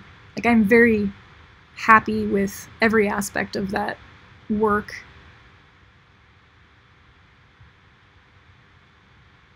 And if you don't read it and you do enjoy webcomics, or you're the type of person to appreciate comic book drawing art styles, then I highly suggest checking it out. It's quite wonderful.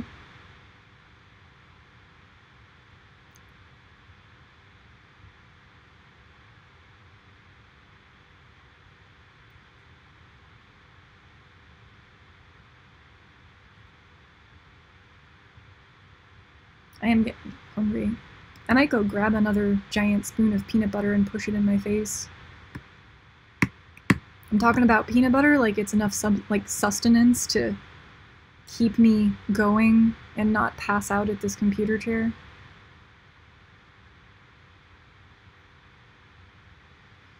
Alright, let's do like the complete opposite end of the world.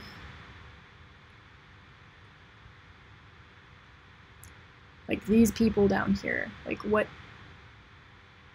the hell are they going to look like? I think the thing that's important that I not forget to include in this like plasma ball of people that I'm working on right now is the notion that they're all different shades of gray, like in between black and white, so they aren't going to remain this like kind of general gray blob color that I'm blocking them in with right now. So this is actually going to end up looking kind of like a dandelion bulb in a sense, in that all the fibers are going to be stemming out from the center, and they're all going to be slightly different shades of a gray hue. They're going to be different like colors ultimately. And this is important because the whole message behind Curie's story is that everyone's different, and because of the fact that everyone's different, some people decide to do different things than others, and it resulted in the mountains. It's kind of why she believes that they're there. Who defined that there are mountains that need to be climbed? And why do we feel it necessary to climb them?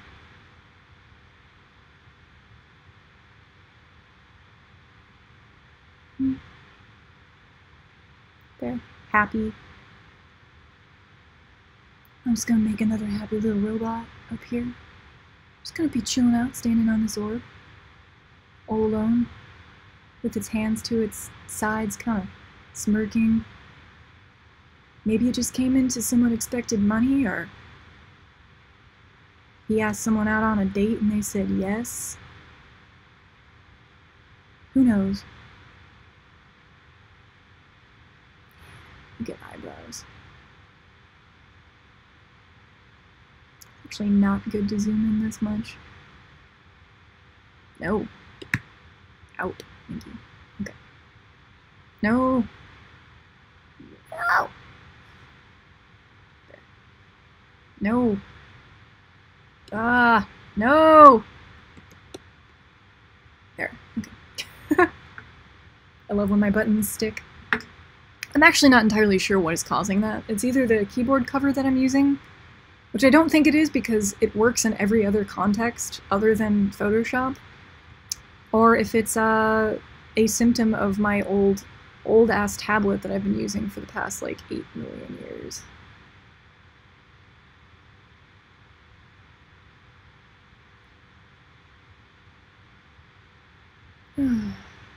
So the digging stopped. I'm hoping that Mark is still alive, and that he comes back in soon, because I'm going to ask him to bring me the jar of peanut butter. That dot isn't even really in the center, is it? I wouldn't be surprised if it wasn't. So we're going to turn this guy back on again.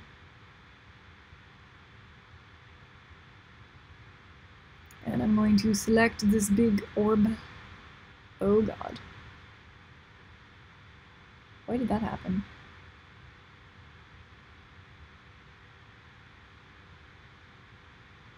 Oh, Photoshop quit on me. I wonder why.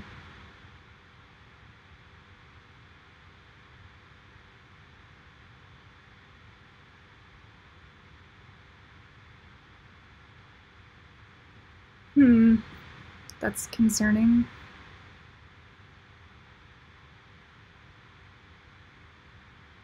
Yeah, I know that. Thank you. Thank you for informing me that you unreliably quit on me. Alright. Most of that seems to be there up until a point. Gotta remember to save your work, folks. Alright, you're gonna get saved to the desktop now if we're going into a recovery file. Well, that is garbagey. Let's see, did I remember to hit... No, I did not. Fuck. Alright. Great.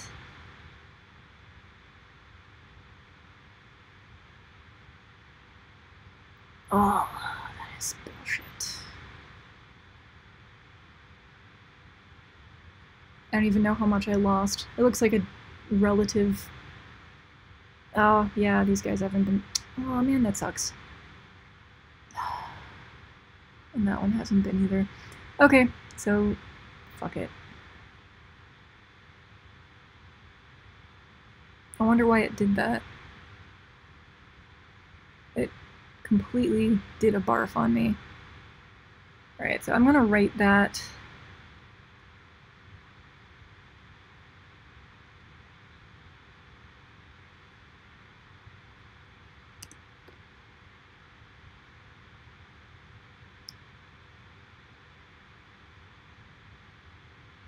I'm going to contract this, say 400 pixels, get in there.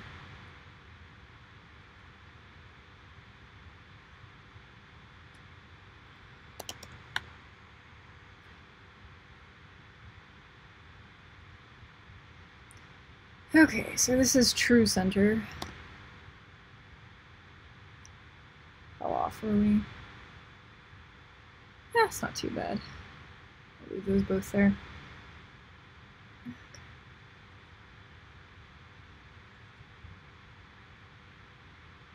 That is unfortunate. I'm not happy about the fact that my computer did that, especially since I do not know why. Nevertheless, I must proceed and redo what I previously did. Sorry about that, folks. Save your work.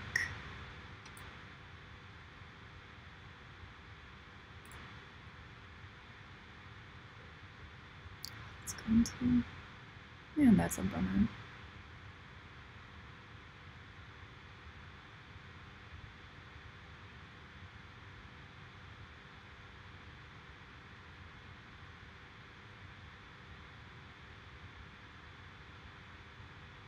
That makes me very angry and sad.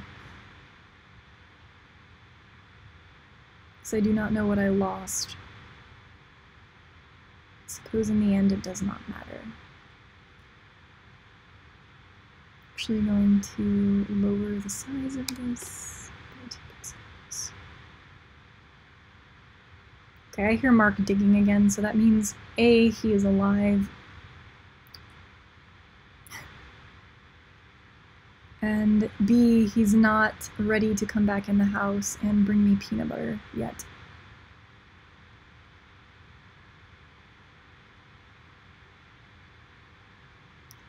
Cute arms.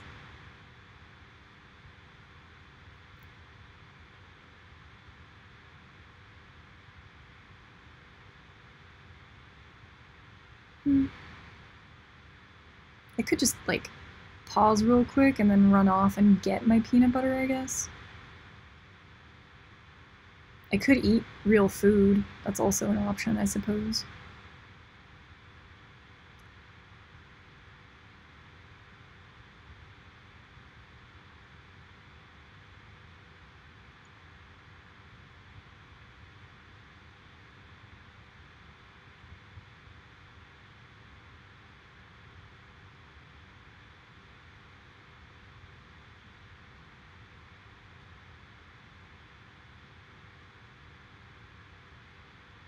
I am so angry that my computer vomited like that. So it's really not cool. It's not unusual. Usually Photoshop is remarkably stable whenever I'm doing things. It's Premiere has a tendency to quit unexpected, like, which is fine, because even at that, it's far more stable than most other video editing programs that I've used in the past.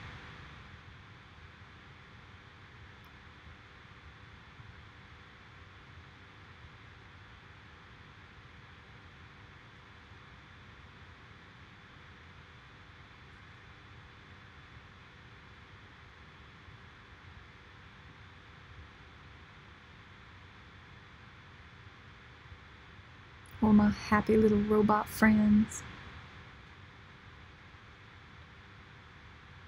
They all have faces and names.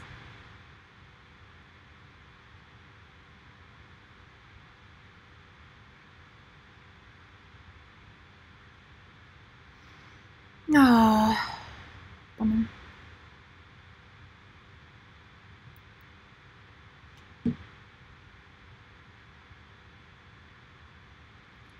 Noodle says he doesn't like it.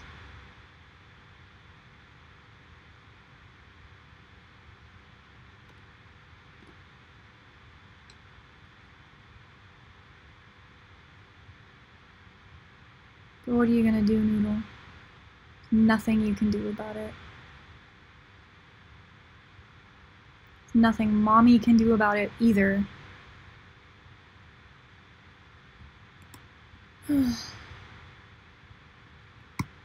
I'm out of coffee too. Man, that's rough.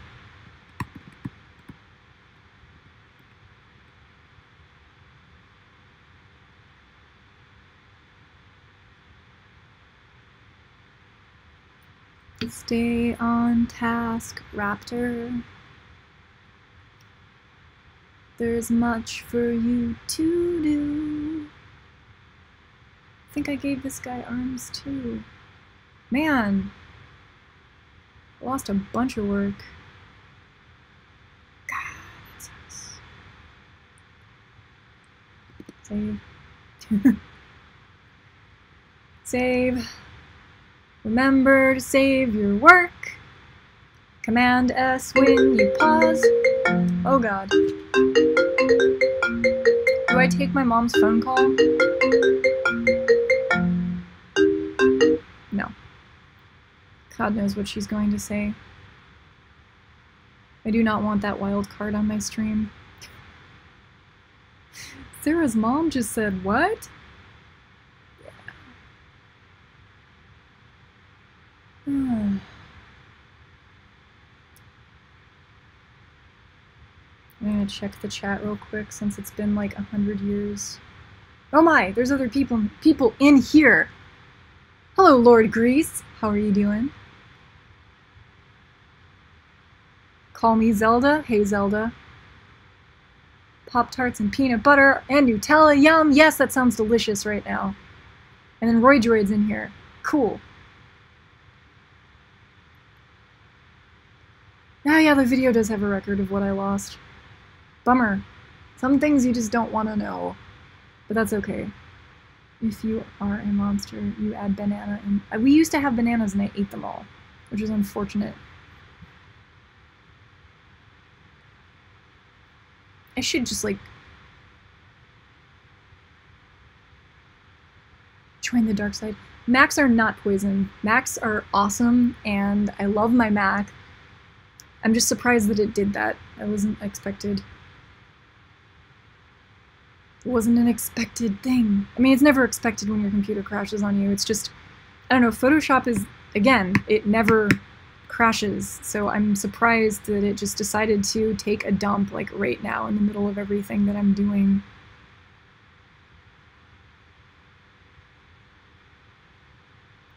So we'll be standing like this.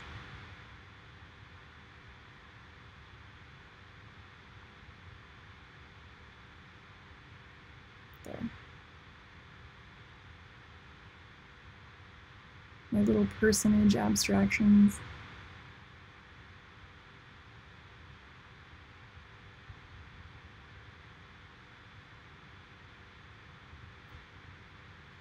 Ah.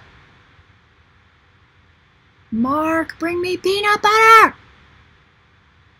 Just get the jar. I don't know if any of you guys have had that really good white chocolate peanut butter that exists out there. There's a... I don't know what the... It's by the Peanut Butter Company, I think. but they make a white chocolate peanut butter, and it is legit like one of the most delicious things that I've ever put in my face. Like, it just on toast is quite wonderful, like in and of itself. Let alone with bananas or on anything fancy. So, but we ran out of that. I think we used that for our most recent installment during a French Toast Friday when we made the peanut butter and jelly French toast, which did turn out quite lovely, I'll have you know. I think this one will have on a tube.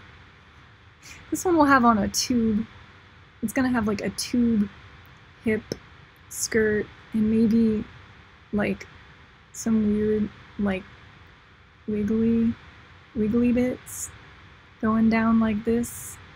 So it's kind of like a, I don't know, like the bulb of a flower or something. Not that it matters. And then it'll have like little tiny little upper arm connector bits and then like maybe some long tendrily like arms that are like puffy.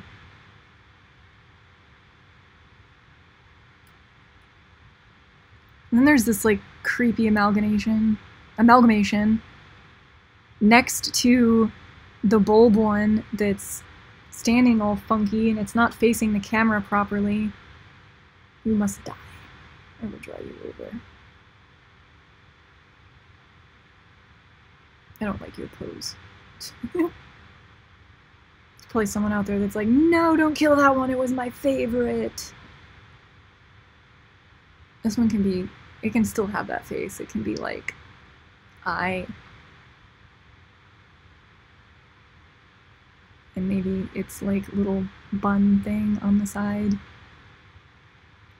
But it needs to be facing forward. Sorry. None of them really matter, they just need to they need to be uniform.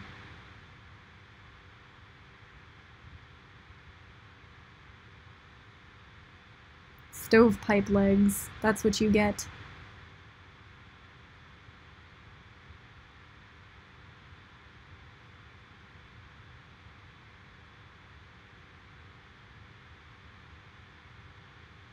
That one has like a fork on its head, but that's okay. Sometimes I feel like I have a fork on my head.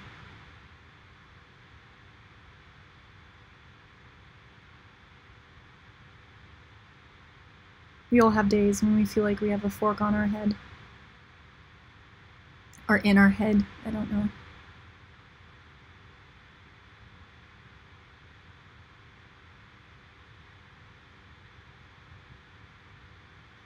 This one looks kind of like the, I don't know, maybe this one just has like a giant black circle, kind of like, I don't know, doesn't matter. It's gonna have a giant black circle. I'm kind of digging these ones that have like the really big kind of like shoulder attachments. They don't all have to have giant shoulder attachments, but I kind of like the accentuated shoulder pieces on some of these. They're very dramatic. This one can kind of have like a tabbardy thing on, kind of like a knight.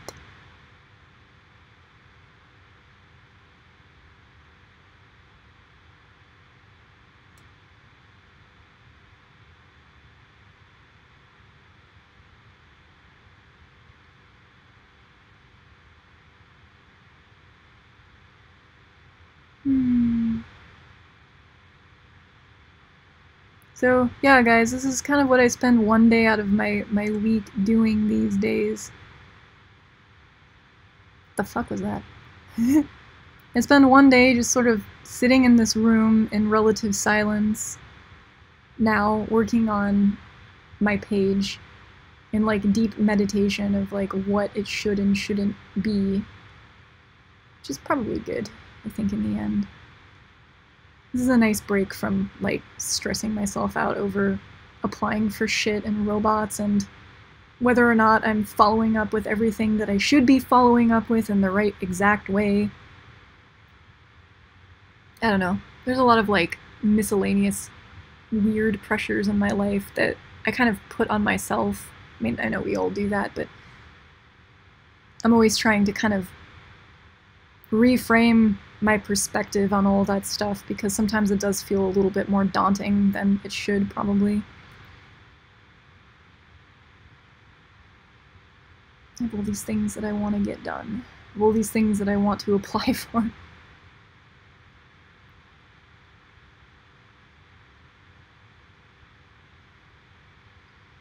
That's good enough.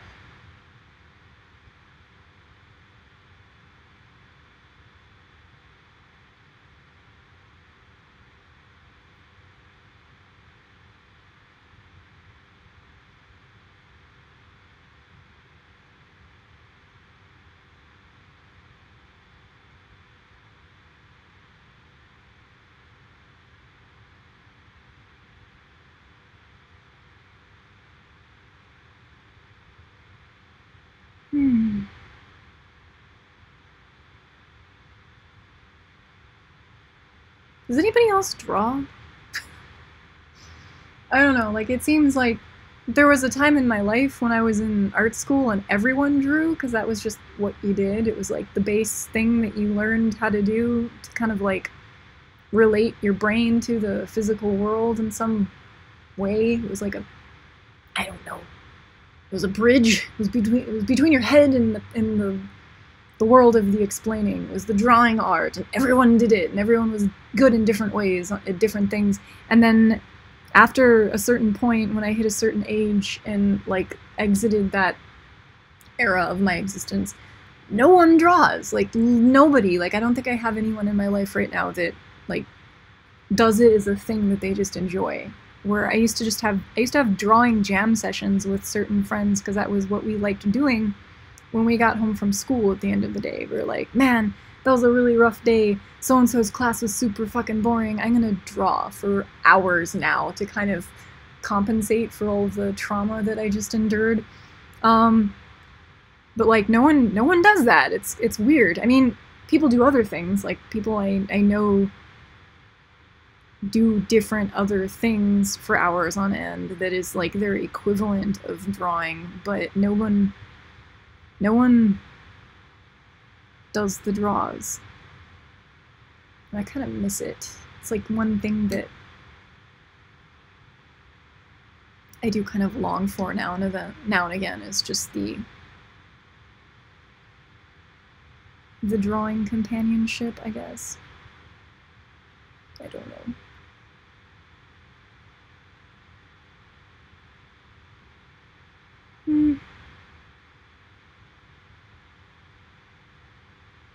Save. Command S. Save. Zoom out. Okay, I'm almost half done again. Jesus. I think this is where I was at when I decided to flip upside down and start working on these other people. Oh god. On the opposite end of the ball or something. I'm gonna start cranking these out a little bit faster though, because I'm even getting impatient, like, with this whole process.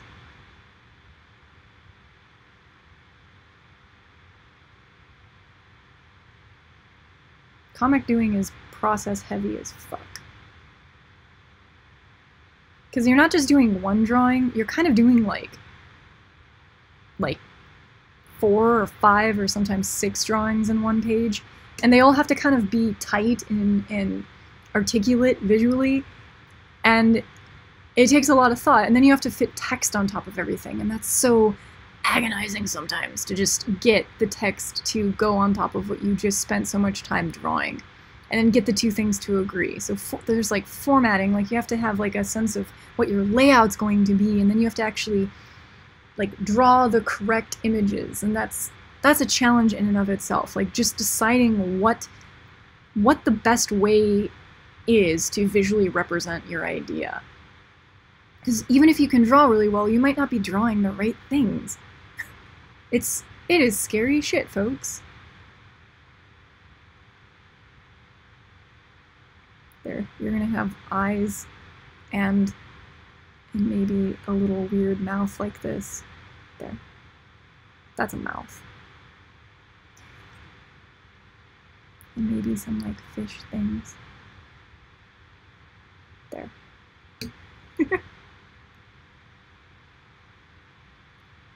Oh, I love having a tablet.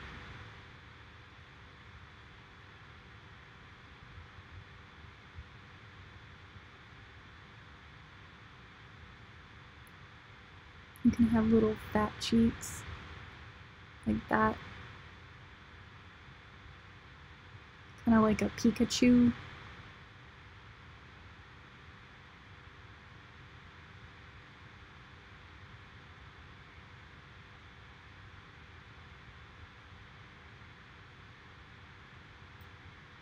I hear Mark outside. He's still digging his hole.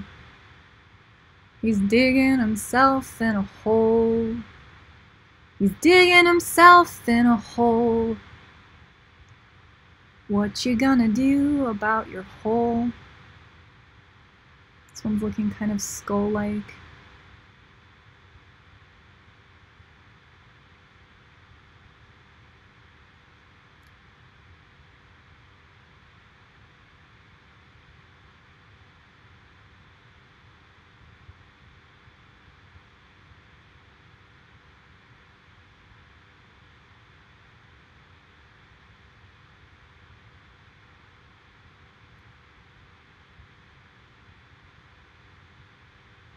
It's like it's super quiet again.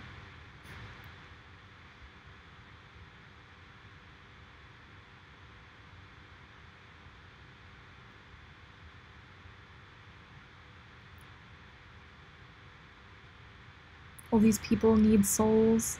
Maybe this one has like a big triangle mouth with like lines, kind of like a mask, and then like very prominent cheekbones. And like eyes like this. Maybe its head comes up to a point, kind of like a squid. Yeah, looks kind of like monster sea creature from the deep face.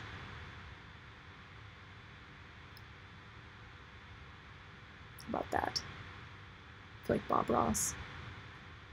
Give him a little friend right next to him here. Maybe his friend has like, I don't know, maybe like a giant slit down the center of their face.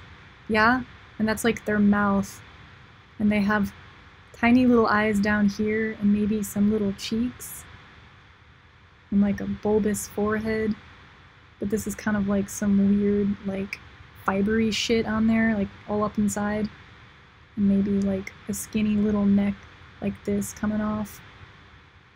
Sure, why not? We'll go with that. This guy gets a little, like, lights for some reason. I think he should have lights. Oh wow, this one looks kind of like a butt plug. Why did I do that? He can keep this outfit because this kind of looks like a chess piece, which is a visual theme in my comic. The chess pieces, they're like super important. Chess pieces are students in my comic. I'm sure I've mentioned that, and I'm sure you've probably figured that out because you're smart people out there. And this guy can have like a weird little... No, that's not straight. Draw straight, Sarah! Come on, you can do this. Snap to it. Is your tablet... Yes, okay. Sometimes my tablet like tilts in my lap all funny, and then all the lines I make that should be straight are not because the tablet's not. Maybe you can have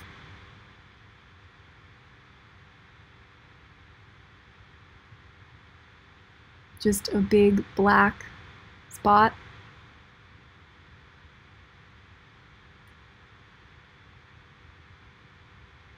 Doesn't really look like a head, but it will do. That's another thing, like most of these things don't actually have to look entirely like people, and in fact a lot of them don't. So there's like a whole class of personas from my universe that aren't really being represented in this illustration, which is kind of messed up of me, because they all don't look humanoid, because they aren't. Like this universe that I'm writing about isn't even really descriptive of one that humans ever existed within. Like, it's not really necessary that you think of it as, or you think of these machines as being things that humans fabricated. Like, it's hinted that humans had something to do with this world because we're referencing humanity's art, but it's not really, I don't know.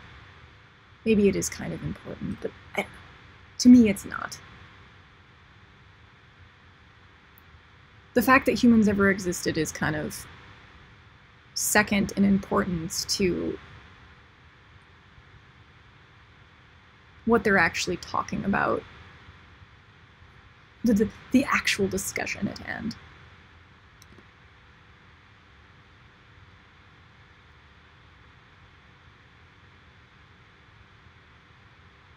So one of the things that we used to have to do in my art school when I was a youngin' is when we were learning how to do gesture drawings, we since I did go to a magnet school and we had a major for each form of the arts. One of the majors was dance. I was in visual arts. We would go to the dance department, which was in a different building, and we would draw the dancers. We'd sit on the floor in the big dance room, and we'd do gesture drawings of them doing their shit in motion, because a dance class, like all the movement that takes place in a dance class is incredibly ephemeral. Like, you have to catch things in the motion. So you would have to look and see someone in a position that you found interesting and then jot it down, because the moment that you saw it, it was already gone because that person's in motion. So you had to see it, like, hold it in your mind and then sketch it down as quickly as possible on your piece of paper. Ah! Jesus. No. Okay, if she calls one more time, I'm gonna just take the call, and all of you guys are gonna have to bear with me if anyone is actually, like, watching this. And then I can tease her about it later on when I see her tonight. I'll be like, yeah, you were on my stream talking about whatever. And she'll be like, that was public, and I'll be like, yep, the whole world knows what you said about stuff. Not that she'll care, but I know she's at work, and there's a high likelihood that she's going to shit talk, as you do when you're venting about stuff going on at work, and she probably doesn't want public record of her. And if I do next time, I'm going to probably announce to her that she is, in fact, being broadcast all over the world to people right now. Mammy. My mom's cool. I have to preface that. Is that a head? Sure, let's give it. It doesn't have to have circle eyes. It can have like long, like slit-like eyes.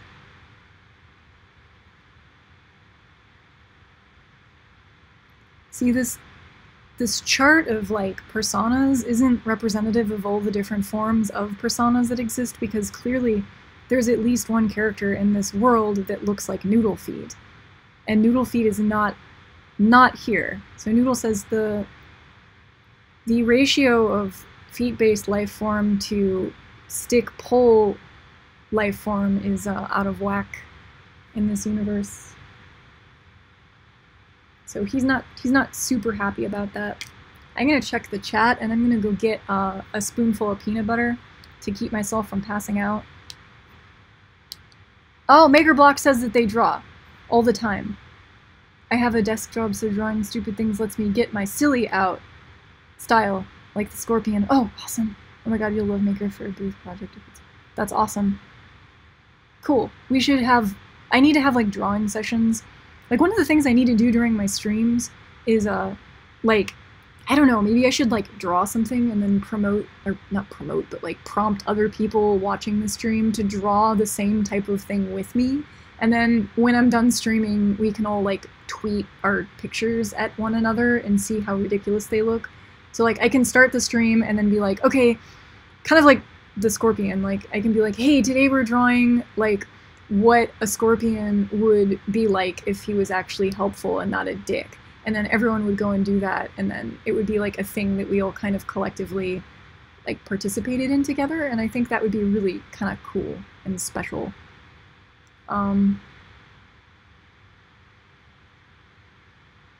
Lord Grease says, we both know humans are filth. You are correct.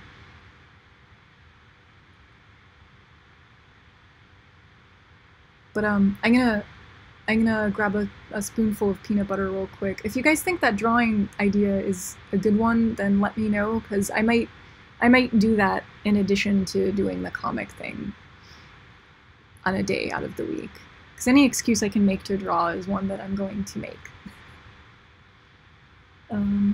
But yeah, I'll be right back. I apologize for the dead space. I'm gonna switch back over to, I think, what is it? This camera. I don't have anything for you guys to look at. Crap, I'm sorry. I'll come back with the spoon and the peanut butter, and you can watch me kind of like gum that like a monster.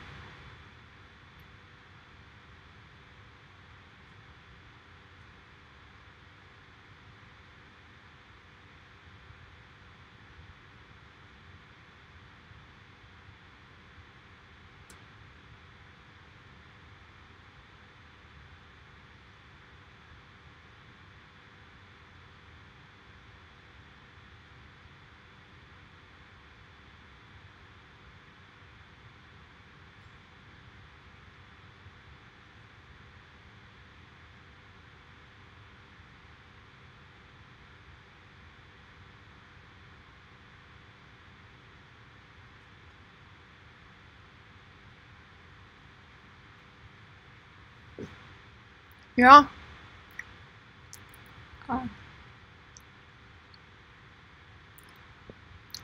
Yeah, that was a bad idea. Oh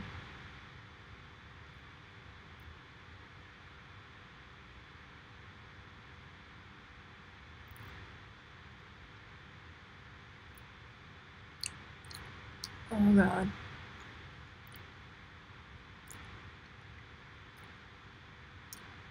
That's good though. That's like a testament to my laziness, because we have other food. It's not like we don't have any food in the house. It's just I don't want to take the time to prepare any of it. I'm a huge cheese fanatic, and we have like maybe 5 different types of really good cheese that are very enticing to me in the refrigerator, but I don't want to take the time to like unwrap them and slice them and pair them with anything like crackers or yogurt or whatever. I'll do that at night, like when I like switch into my night mode where I work on nighttime things. I'll make myself a tray of cheese like around 10 or 11 o'clock at night. I'll have like my legit midnight cheese, and there's a ritual behind that. But like during the day, like right now while I'm working, I have no patience at all in me to like stop and do that or prepare, excuse me, any other legitimate types of food, which is probably bad. But yeah, I was totally drawing. Ugh. That's some dense stuff. It's like I just put like a block of cement in my throat. Alright. Let's do this. Alright, I'm gonna switch the camera back down to the, oh god, to that view, the infinity view, and then to this view. Alright, so I've almost got all my little figures blocked in. I'm gonna try and blow through this a little bit faster, because I'm probably paying a little bit too much attention to the detail of these guys. Which again, isn't really a bad thing, it's just... it's not super important that they be complete. That sounded really rude. They don't have to be complete, they can just kind of suffer in like some relative amount of like confusion, inner angst, lack of understanding who they are, why they're here, where they came from, where they're going. That one just looks kind of like a penis. Let's make this one just like a dot. It's probably good enough. This one can have like a face like that. Who knows? Wow. Yeah, my throat is just, yeah, just coated in peanut butter. I guess it's not the worst thing. So, torso, waist, hips, chest piece. Maybe this guy has some like Gundam shoulders, like some of those like massive robot mech shoulders. But he has like this really dainty waist and hips. Like most of these robots are like fairly effeminate looking. Like there aren't any like big ass stomping robots, so maybe I can give this guy like massive like thighs with like this super big thigh gap underneath. And some like little knee pieces.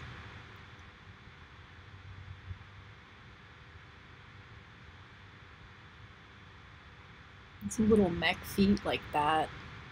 That's cute. Sarah, you are insane. We didn't check the chat. I'm being rude. I asked a question before I left and then I didn't check back.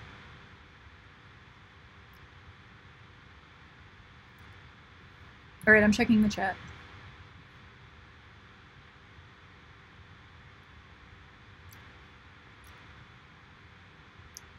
Wow, I missed a lot.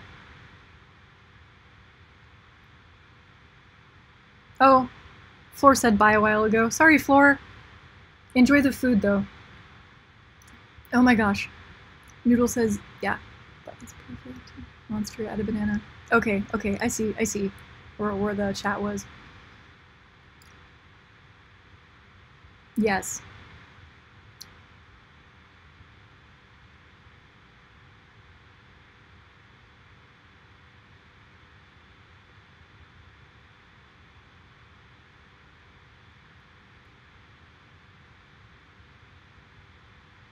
Ooh, what kind of drawing? MakerBlock says that his Maker Faire booth is a drawing challenge. What kind of drawing challenge is it?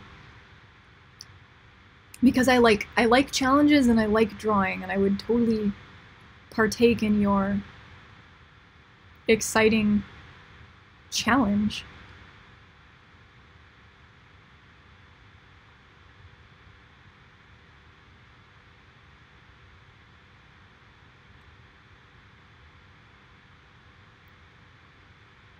But yeah, I should do like the thing that I mentioned earlier with the drawing challenge thing where everyone, like, we come up with some sort of weird concept or visual, and then everyone has to draw their interpretation of what that would be, and then we kind of compare notes at the end. Like, even if it's just for like an hour and it's like there's a hard stop, it's like, okay, we talk about something crazy and we laugh about it and we go, oh my god, what would that even look like? And then everyone who's present for the stream would then go and sit down and draw it for like an hour, and then after an hour I would post whatever the hell it is that we do. And like, I don't know. I think that would be like a healthy social thing to partake in.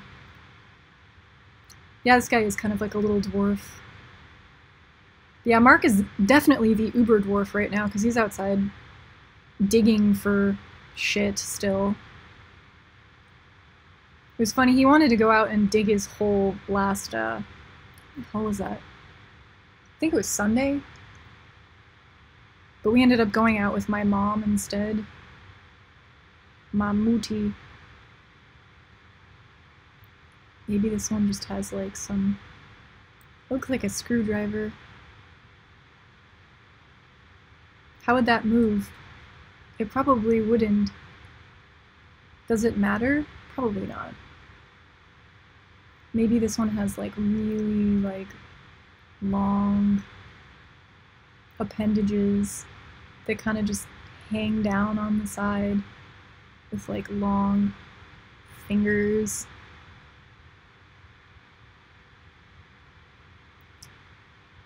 Like that.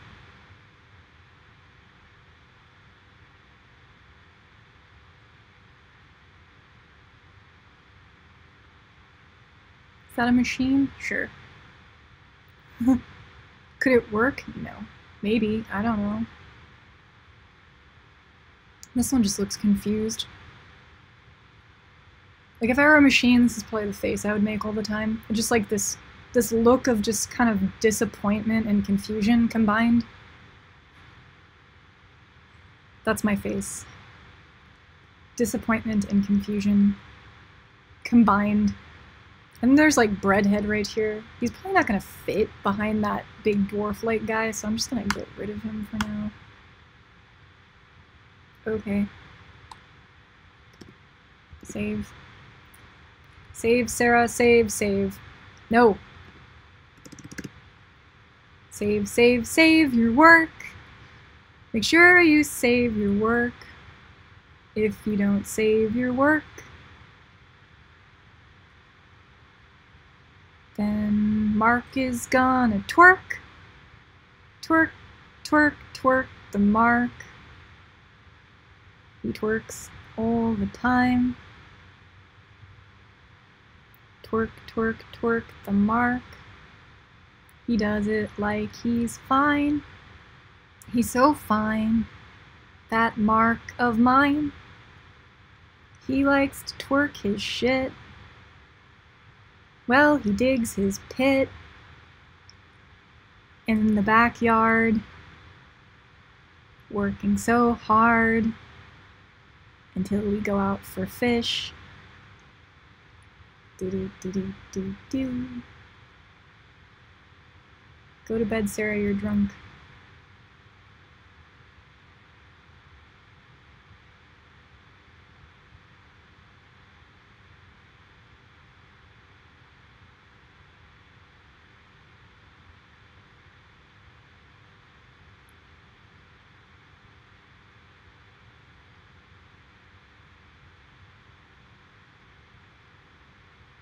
I know that if I accept the phone call from my mom, she's gonna ask me what I'm wearing tonight.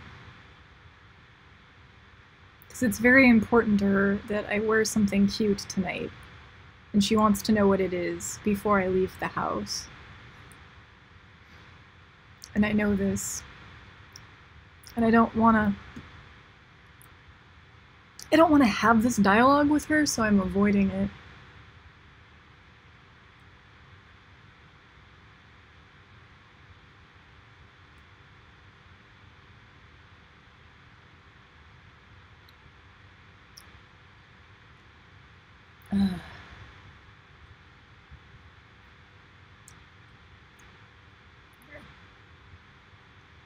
The universe is almost complete.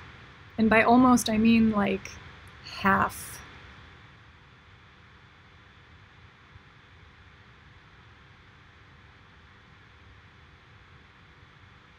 But yeah, drawing session would be fun. Because yeah, I used to, there's this ritual that I used to partake in with one of my friends back when I was in college. Him and I were both kind of like comic type artists. He was an animator. And I liked drawing shit from my life, which is what I've always done. And when we left class at the end of the day, him and I had this thing that we did where we would go and buy candy at this store called Tokyo Discount, and they had all the Japanese import like goodies. And I would pick out random stuff that didn't necessarily look good, but I was curious about.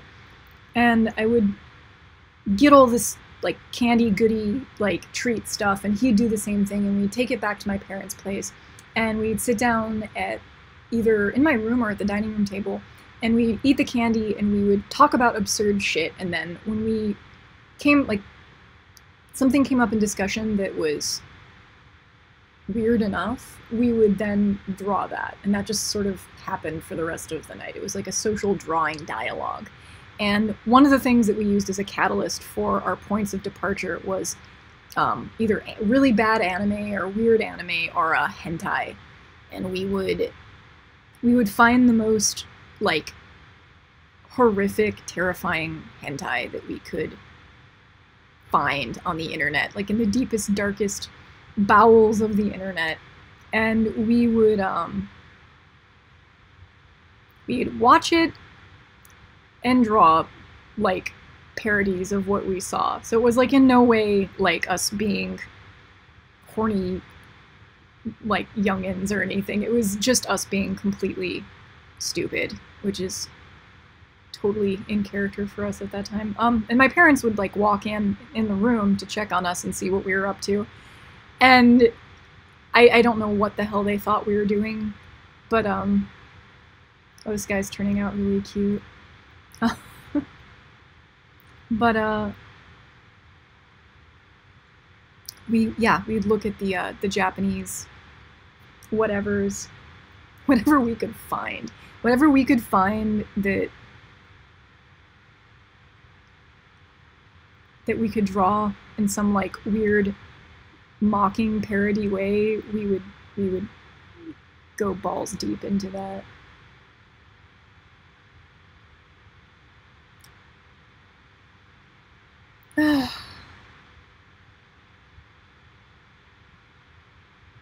I don't know. Now I just want more of that peanut butter. It's like my life now.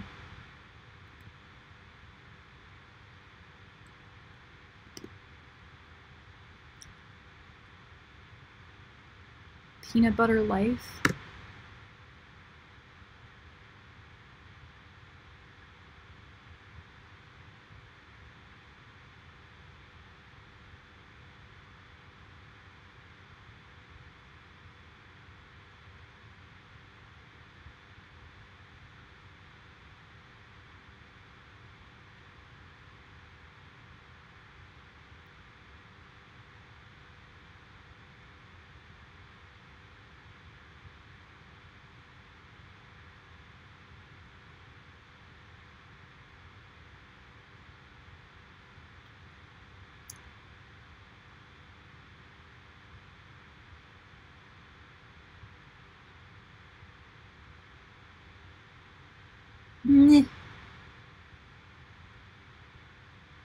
Yeah, I need to eat. Maybe this guy has, like... I don't know.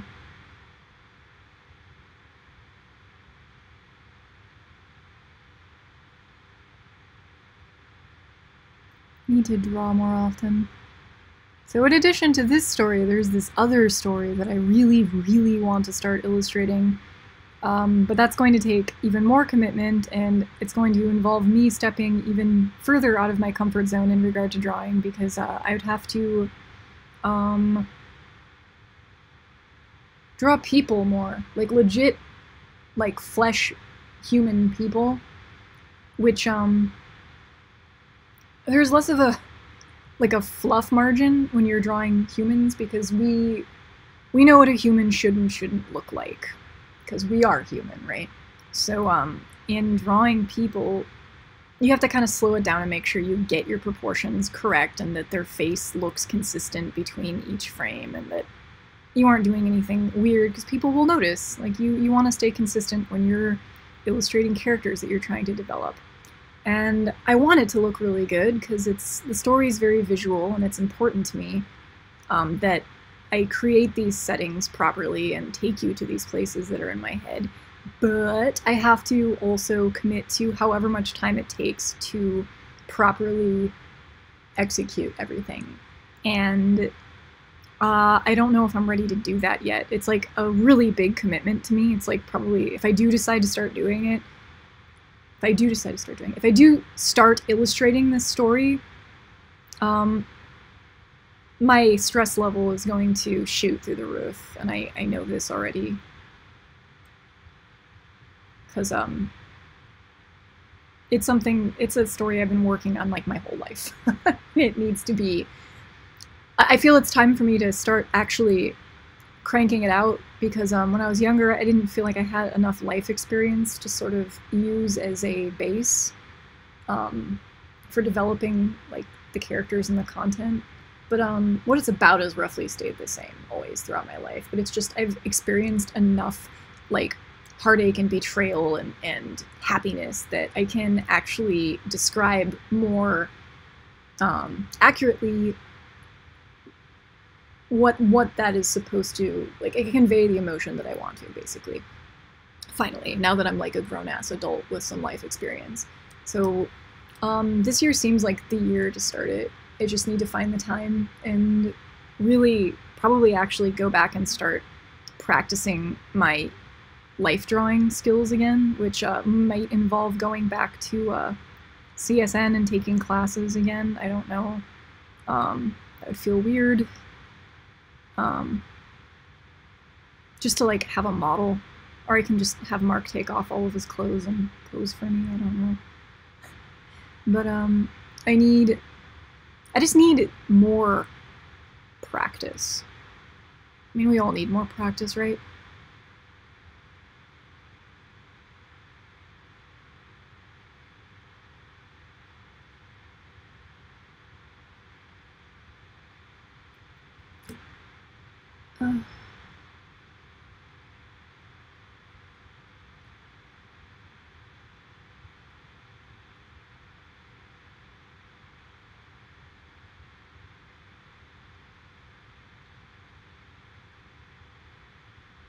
Pause, save.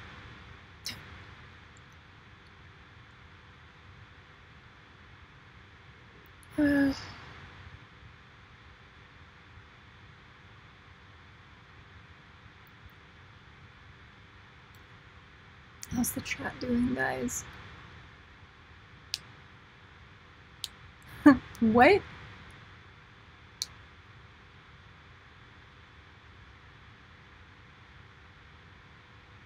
Clothes, Mom. I'm wearing clothes. Oh, that's right.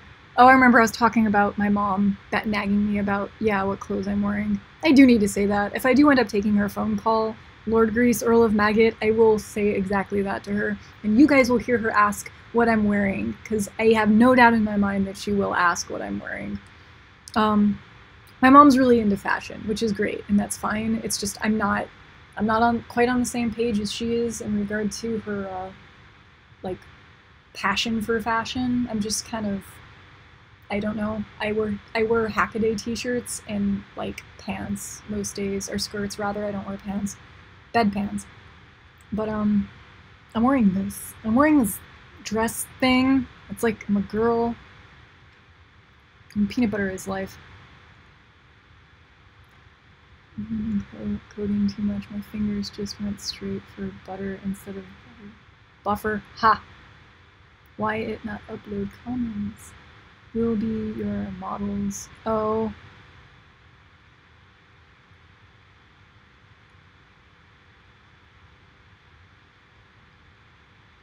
And yes, the chat on the screen is super slow. I'm sorry about that.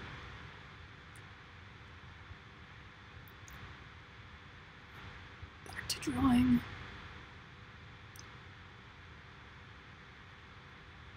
It is actually streaming this time.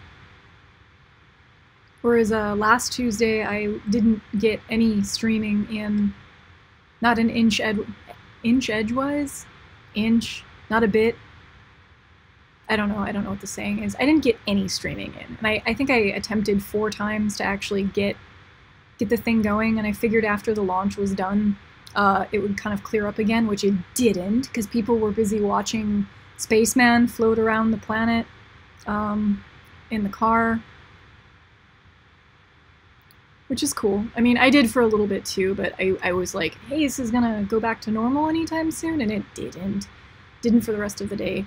So, I didn't actually end up drawing. Like, I could have just finished the damn page. I just kind of didn't get anything done last Tuesday, because I was, like, distracted, I guess, by the launch and the rocket and all of the hype and everything. So it didn't end up getting finished until Wednesday, which was supposed to be Walking Wednesday, and then Thursday was particularly busy because I ended up, we took my mom out to keep her occupied.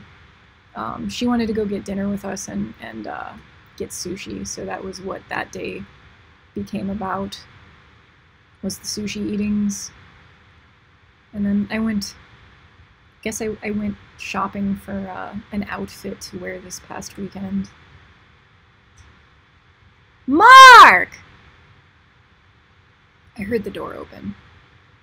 He might not be in the house, though. Bring me peanut butter. Mark. Mark, Mark, Mark. Mark, Mark, Mark, Mark. Mark, Mark. Mark, Mark. He's a mark. He's made of mark. He prefers all of his things be mark-like.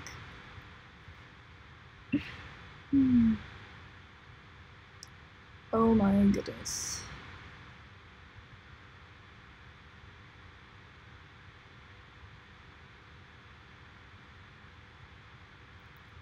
This is the one that's making the Sarah face. And it's just like, I'm so dissatisfied with everything. Meh. Sarah face. Raptor face.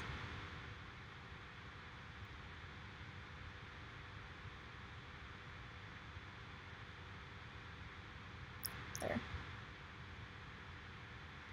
God, that's enough. I don't know, I need to like switch tracks. Because there's still like 500 more that I need to draw. Okay, for the sake of not getting completely bogged down by monotony, I'm going to... What am I going to do? It's a good question. What is Sarah going to do right now?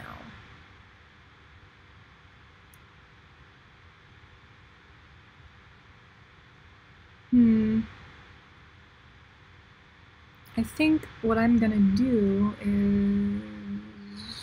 Give you the body colors. I'm going to give these guys a little bit of color, and I'm going to attach their fibers to the center ball here, because that's important. So this is going to actually start, like, this is like, technically counts as a rendering, I guess. So some of these guys are going to be in like the white, like deep white category. Or maybe I don't want them to be that way. Wait.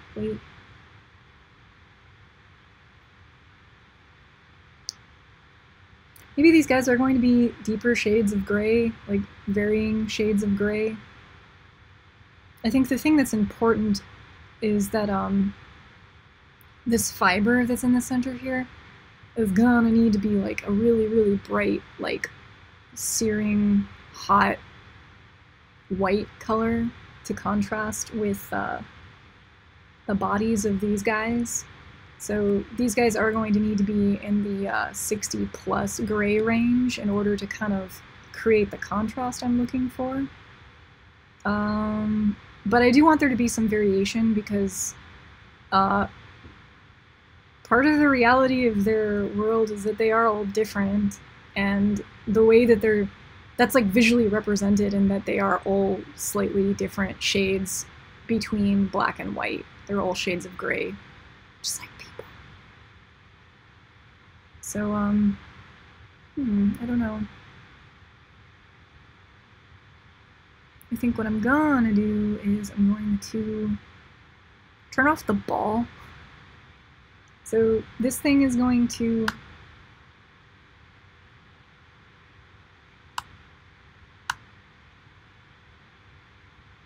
whoa. I did it again. Huh.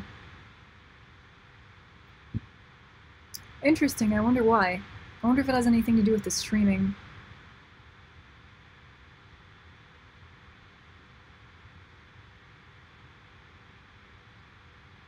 Alright, let's reopen that shit. Ah! Where were we?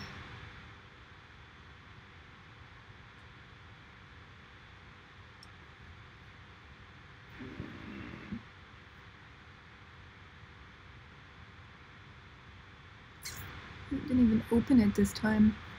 That's bad.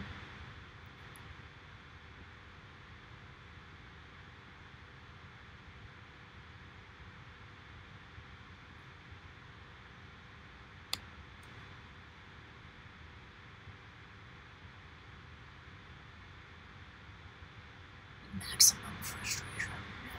Okay. Okay. Doesn't look like I lost a lot. It's interesting that it's this unstable, and I am curious what the reasoning is behind the instability. Alright, so this one I just want to be the nipple, and this one can be without the nipple. So if I turn this off, I should just have the nipple. That is what I'm going to be connecting all of these bodies to outside here. So I'm going to continue on with what I was previously doing before it decided to poop out on me again, ever so rudely.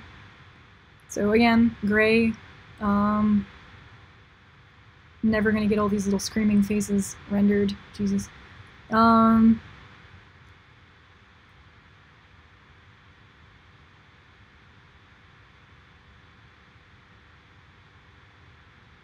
All the screaming people connected to the world. What is she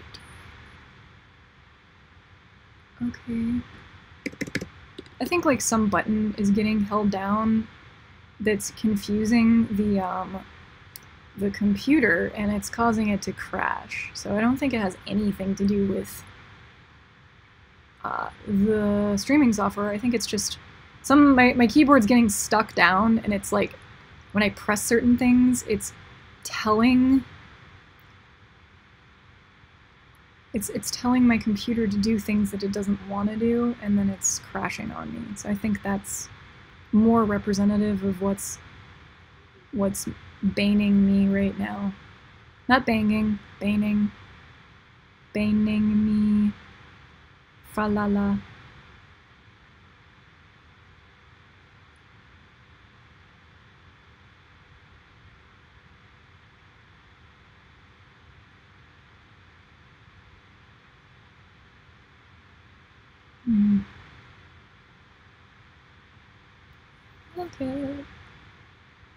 Okay, so again, I'm going to connect all of these guys like little dandelion pieces, like threads, to the center ball, and I'm going to probably insert some like gray shade variation in here.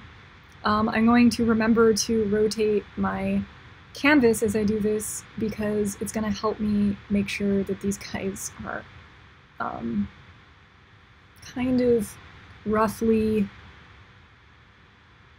correct perspective-wise, which they're already not, and I see that and it's bugging me, but I'm not going to probably go back and fix it because I don't want to.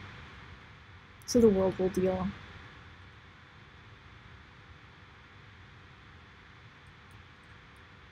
Pizza. All the little people.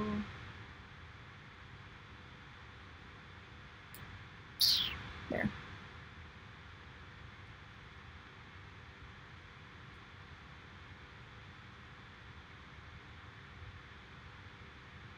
Okay, keep rotating. Rotate and connect. Rotate and connect.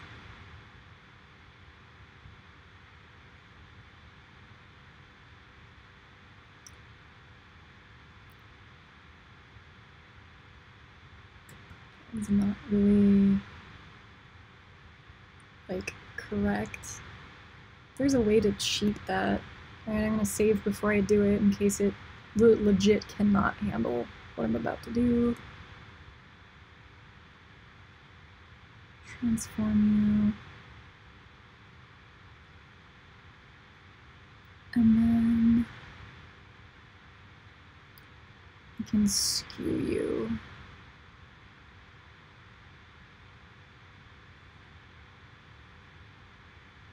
Just a bit.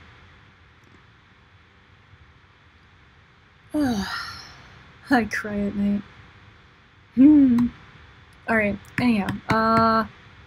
Shit, son. No! Ah! Do what I say.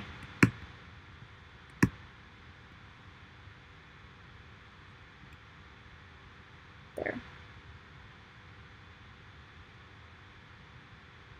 Quit and play Zelda. Jesus.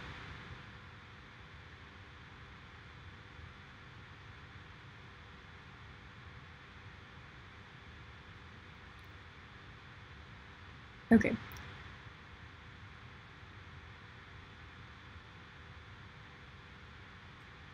Plasma. These are those plasma fiber spokes that are coming off of the center of one of those electricity balls. You know what I'm talking about. I know you do. So I'm just going to abstractly kind of like block in where these things' bodies are kind of gonna go, since I didn't draw them yet.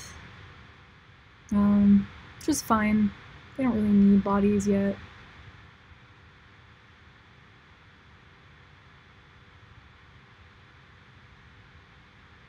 That one's just kind of like a sprang. It's a sprang. Ooh! Mark's digging a hole, baby. He's digging it so deep, you know, baby.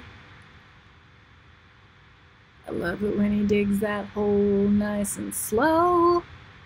Oh yeah, he's good at it, little Mark. Don't call your man little. It's not polite. Oh.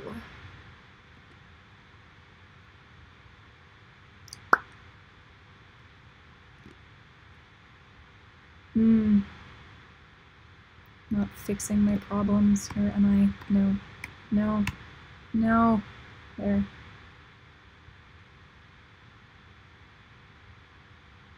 Did not fix that. It's okay. Come here. Come here, little shape.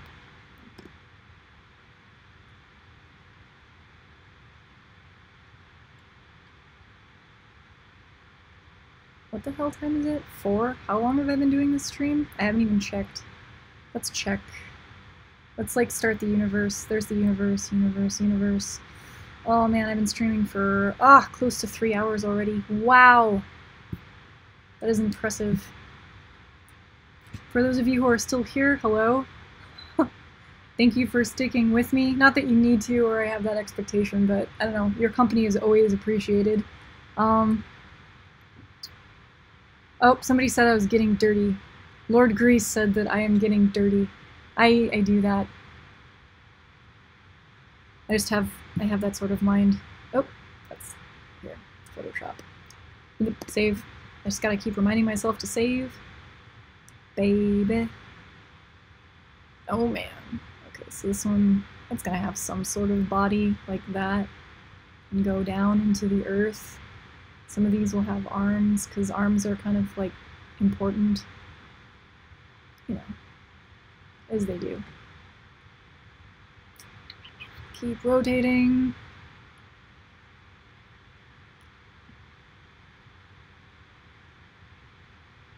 I'm gonna rotate this way.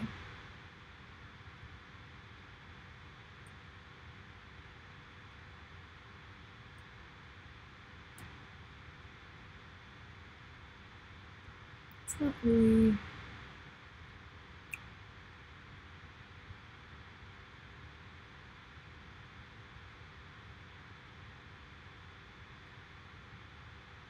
I don't know.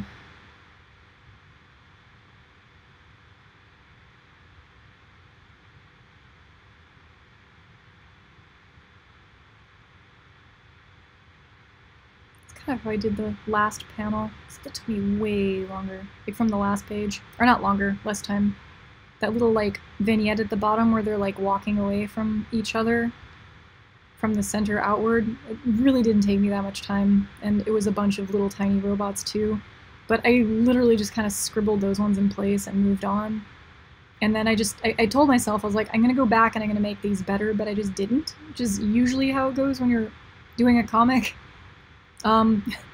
You end up marking a bunch of shit in place with the intent of making it look better eventually, and then you just don't. Because, I mean, the reality of illustrating comics like this is that, like, the whole thing doesn't have to be, like, 100%.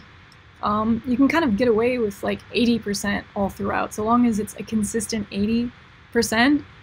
It's good. Like, you get the point across, and it kind of looks better when things are a little bit more immediate and perhaps less polished. So I need to kind of remind myself to just sort of chill and not overthink things. Like, as in with all of these little, like, characters that I've been drawing for the past, like, 3 hours now. It's like the same panel I've been illustrating for 3 hours. I could have been done with this page, but I'm just drawing little, like cave drawing robots. That's okay. Because again, this is going to look really cool when it's done, and I'm going to be really, really happy with it ultimately. And it will be another page out of the way in the great scheme of things. So that's still there. It's still there. Okay, so that's my hot light.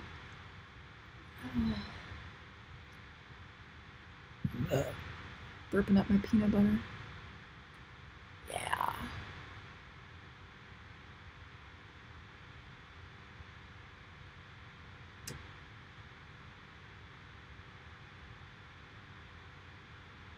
As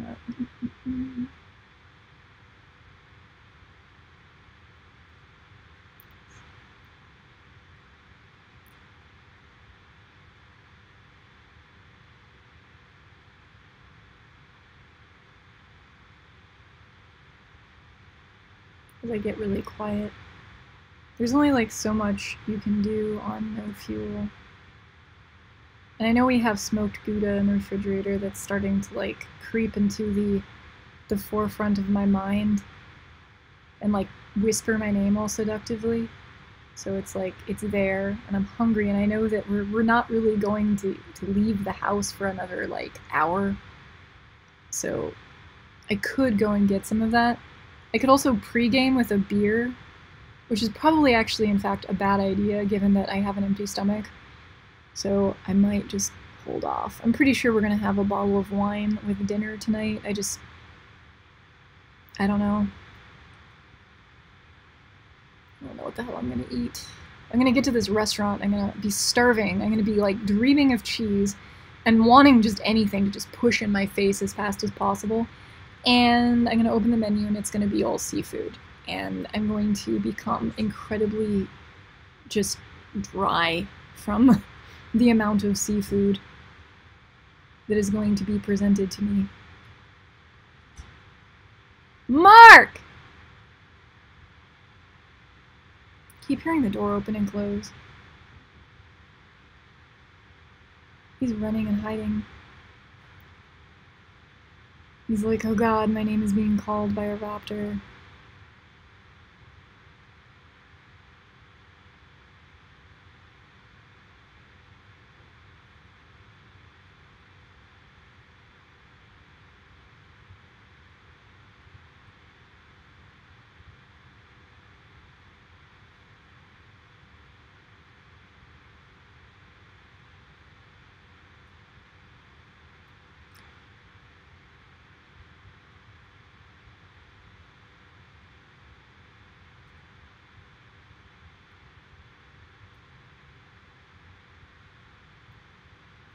Little fertility figure robot.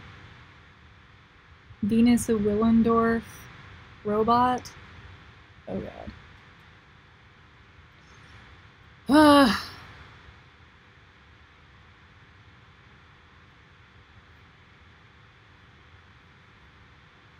Good heavens. Okay. That should be good. It's as good as anything. Same as it ever was.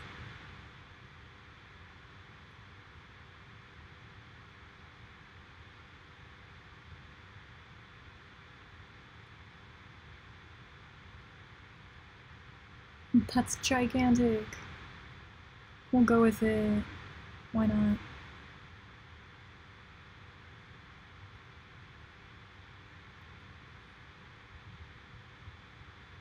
Elevate yourself.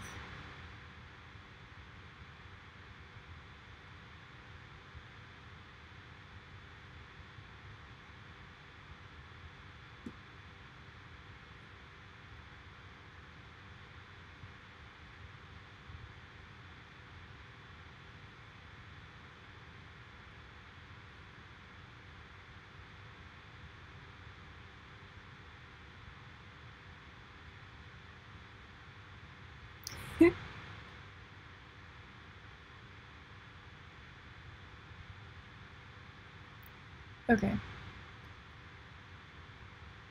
Fair enough. Fairly well. Okay, so these guys are all attached to a ball. They're attached to this ball.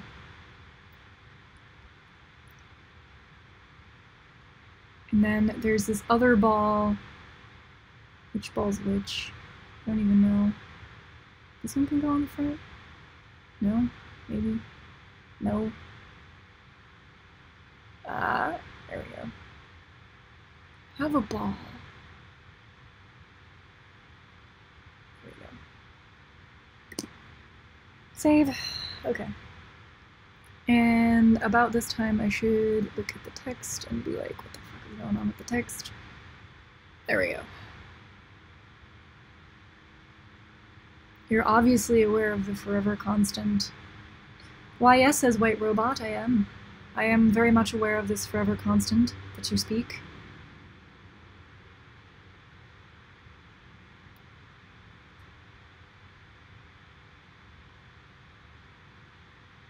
And start giving this text a home, just so it doesn't like jump out and bite me in the ass later.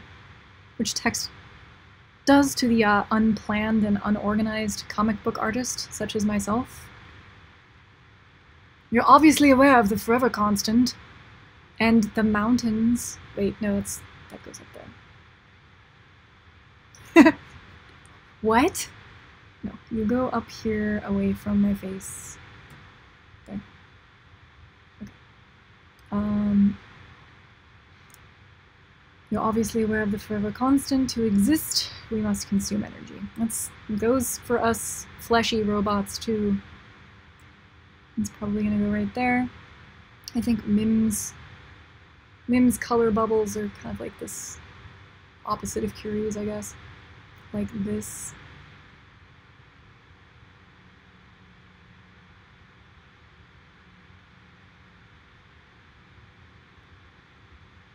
But darker.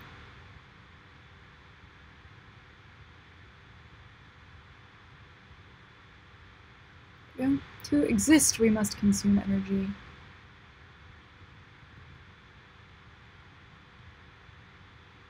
And steak. And peanut butter. Oh god.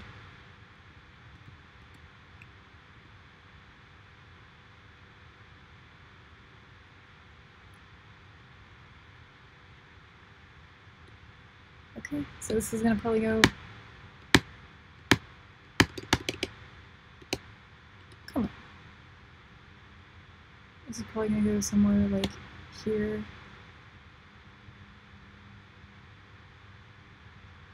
And then ground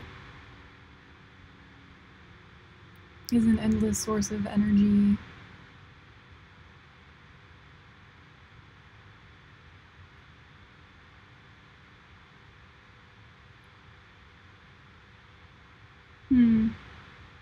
I don't know where I want to stick that. I'll figure it out in a minute. Let's give it a bubble. Let's block, nope, no. Block in a bubble behind the text.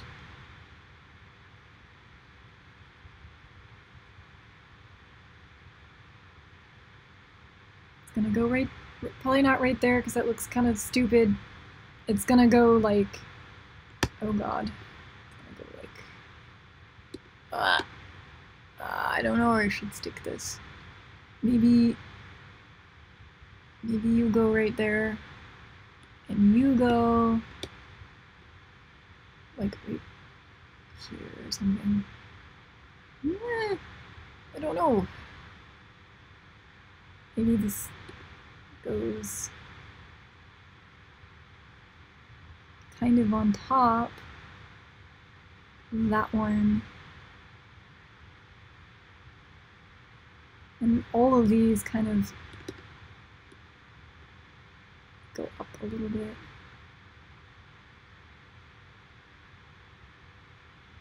And then, see, this is the boring part of comic illustration. Watching Sarah smack the shift key.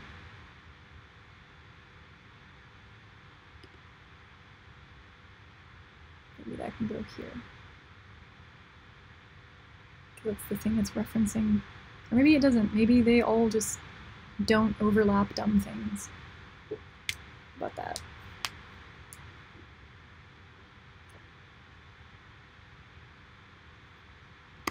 Save.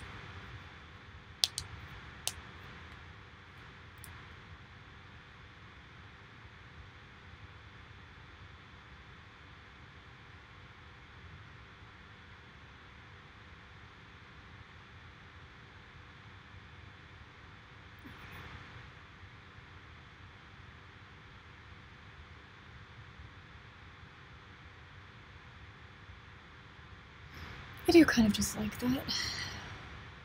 I cry at night. Oh.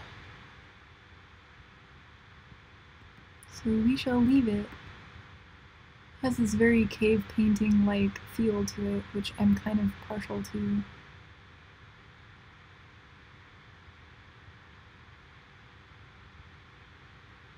So instead of mucking with it when it's not really necessary, we're just going to round it out and turn it into the thing that it's going to be.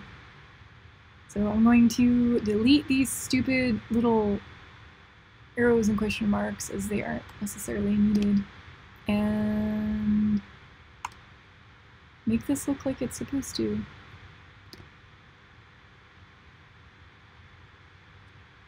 So maybe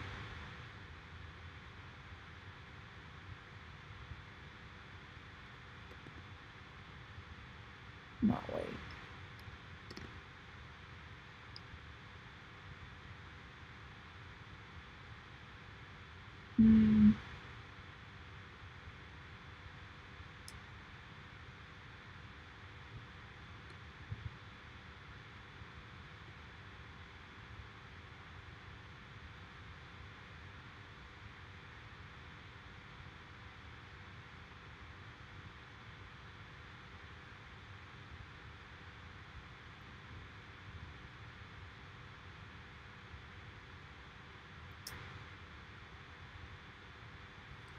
I'm thinking. Sorry, I got super quiet.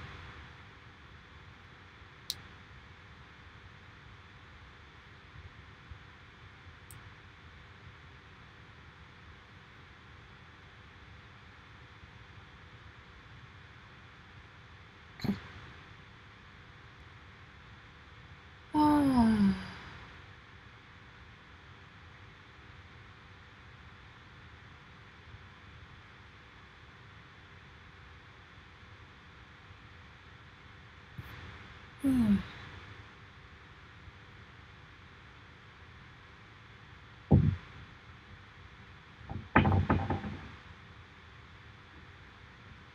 I have no idea what's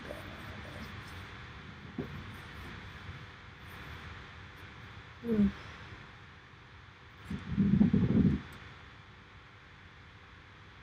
Anyhow.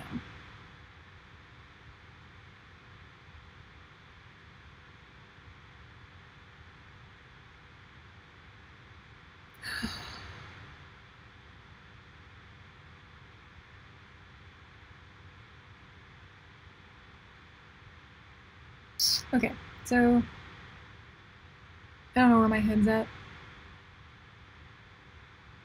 I'm just gonna kind of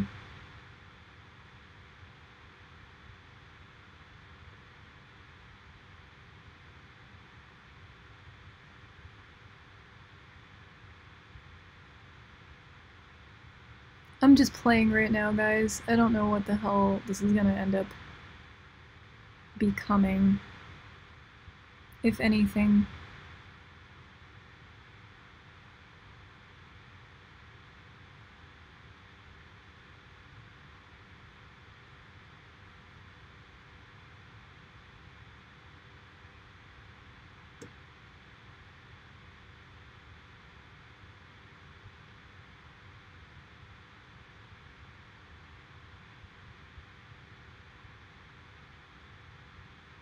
I don't know, is that like getting my point across? It might be.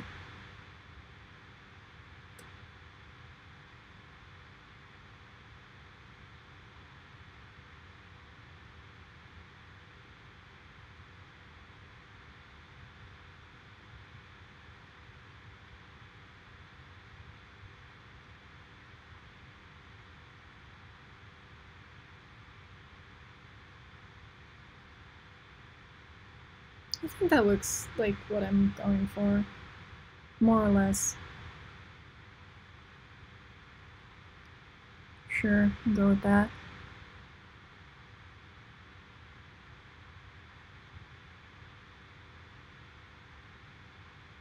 In any case, I don't want to spend that much more time deliberating over it, so it's just going to be what it is.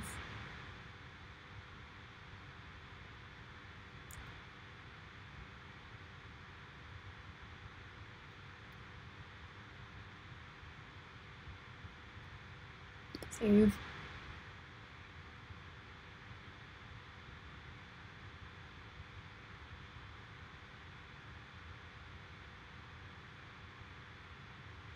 That's the worst.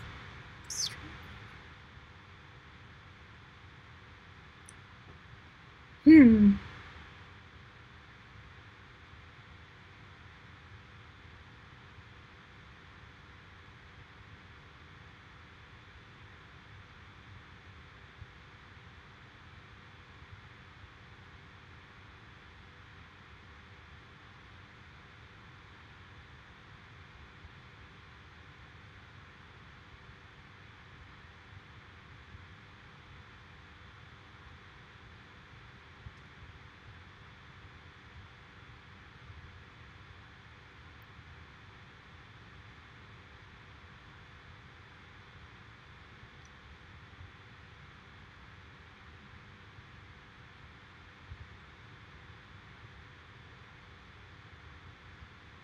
So one of these days this week, I think I do need to assemble more of my jelly boards. So it's going to probably become a thing that I sit my ass down, grab all my components, and then just go at it until I have, I don't know, 10 or so assembled.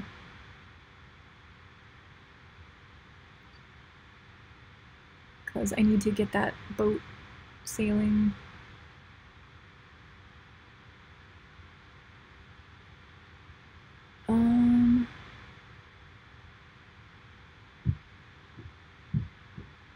If I'm ever gonna get on to the next project, which I've already ordered the boards for my next thing, so they're being produced right now in China, and they'll be here eventually, so as soon as they get here, then I'm gonna naturally, as it goes, want to switch on to the next thing. So I need to make sure that I'm making actual progress on all the stuff that is jelly, because pretty soon the project is going to not be jelly, it's going to be like, it's going to be toaster.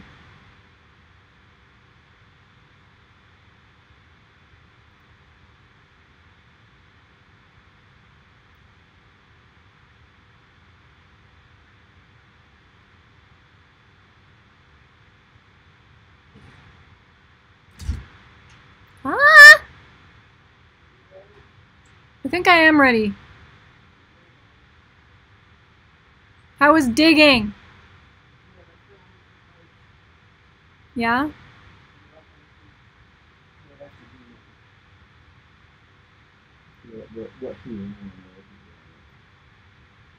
So there are pipes.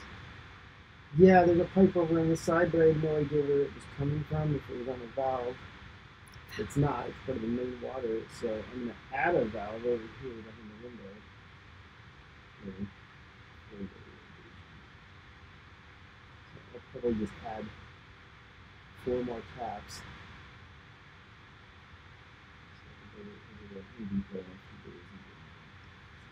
Do you want to come here and touch my pizza? Touch my pizza. Is that your ground?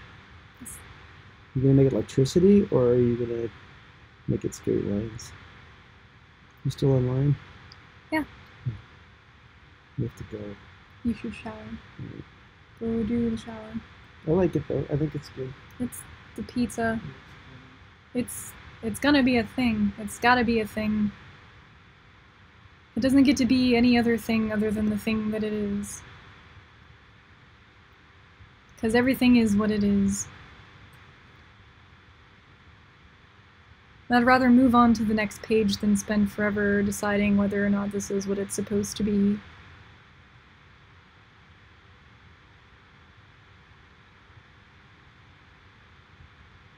That's for the next comic.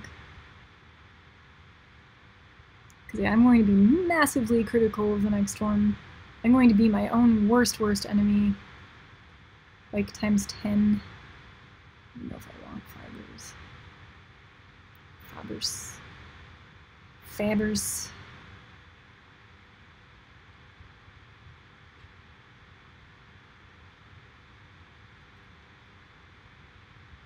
So Mark is cleaning himself.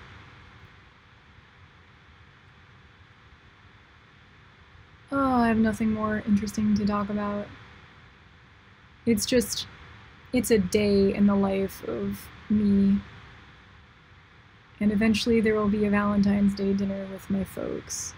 And I will be thrust into a social setting with my parents. And that will become a thing. Unto itself.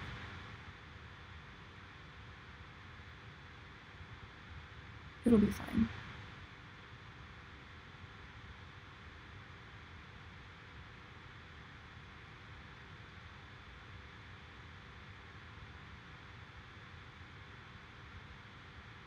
Us introverts don't like doing social stuff. It's true. I mean, I do, but I also hate it at the exact same time that I'm loving it. You dread it, but you'll ask for it by name eventually. It's one of those sorts of things. It's like Sunday. Like, Mark wanted to stay in and dig his hole, and I really wanted to just go to the bar and have a michelada, even with my mom and Brian, and just kind of chillax and sink into the loud, echoing din of a cantina, eat my dollar tacos, and just sort of mellow out.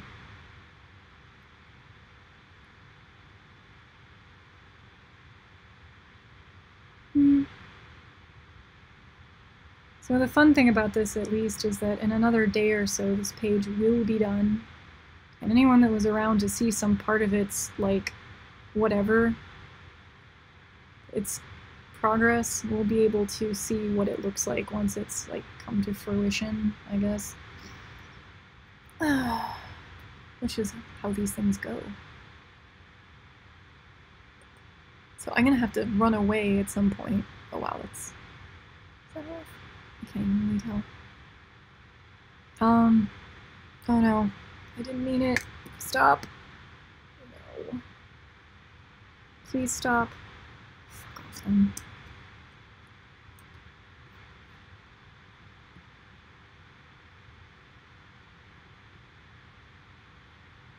God, motherfuck.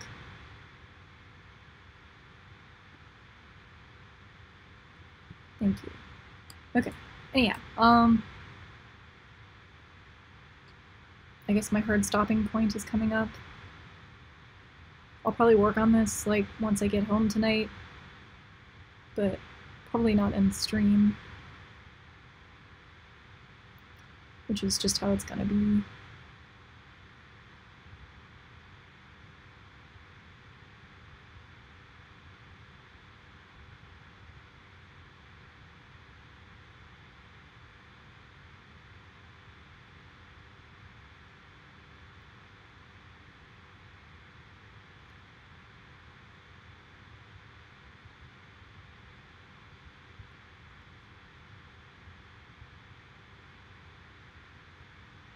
I don't know what I'm gonna do when I get home. Probably finish this. Because after this page is done, I really do need to go back to the writing that I was doing yesterday. I was coming up with a bio for myself, again. Which, you think once you have a bio for yourself, that you're just done. But when, like, you do art sort of shit like I do, that's never the case.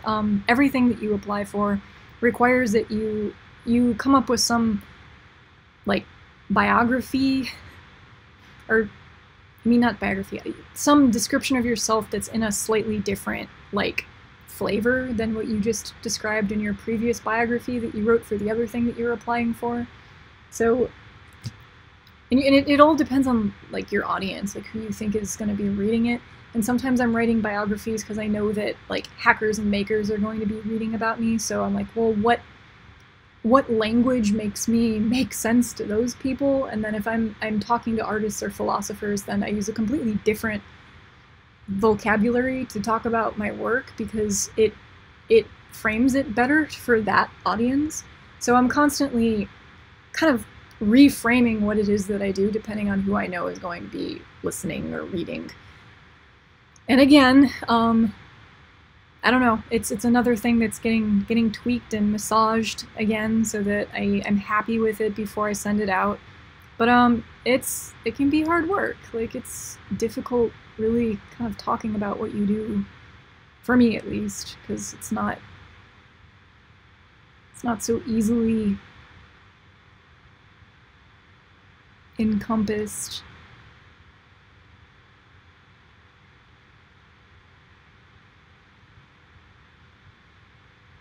It's not so easily pizza. What?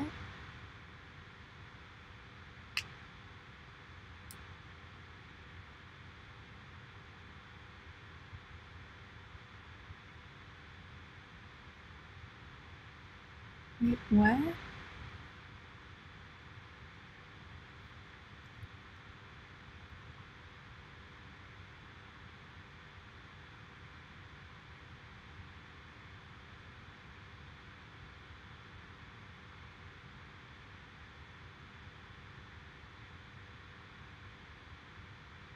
Oh, happy Valentine's Day, since you're in Valentine's Day territory now. Ha!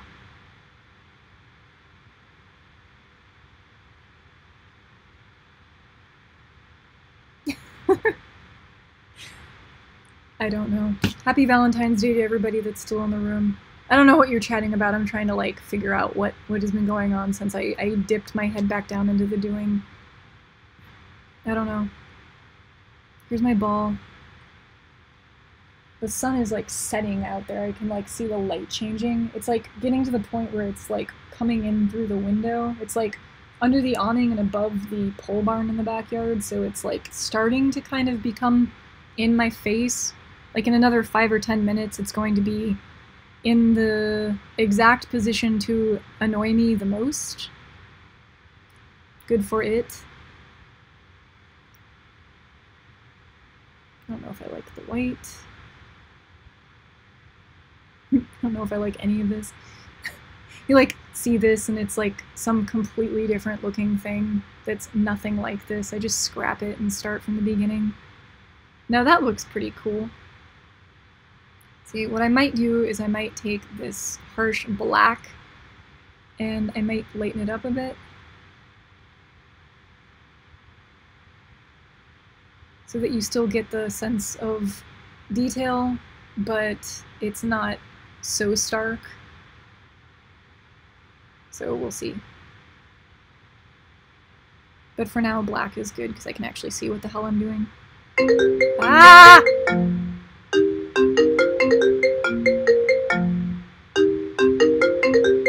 Fine.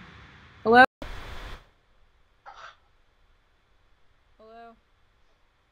Hello, Sarah Petkiss. Hi!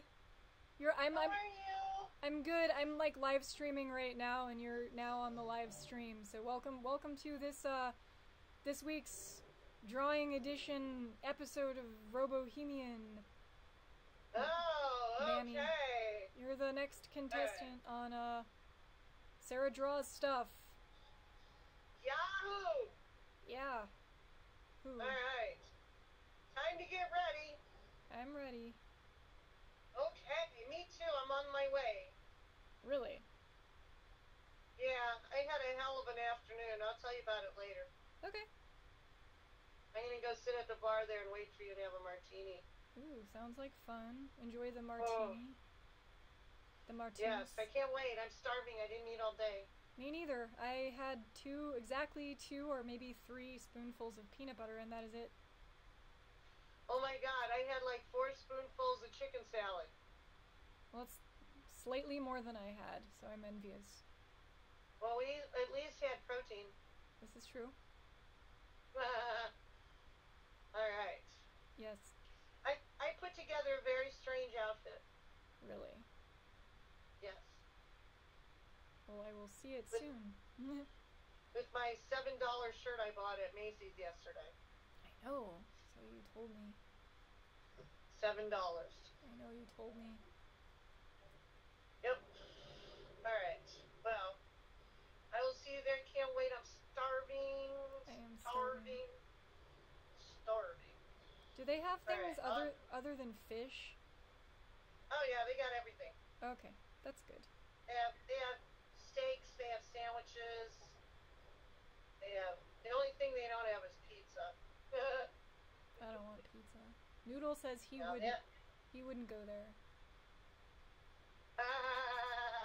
Yes.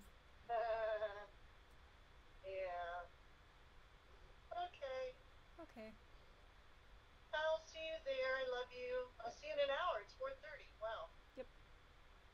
Okay. All right. Can't wait. Me too. Okay. Bye, honey. Bye-bye.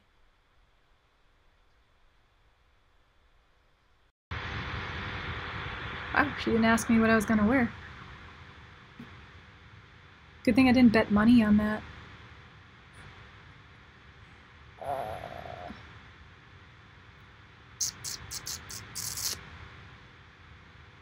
Okay.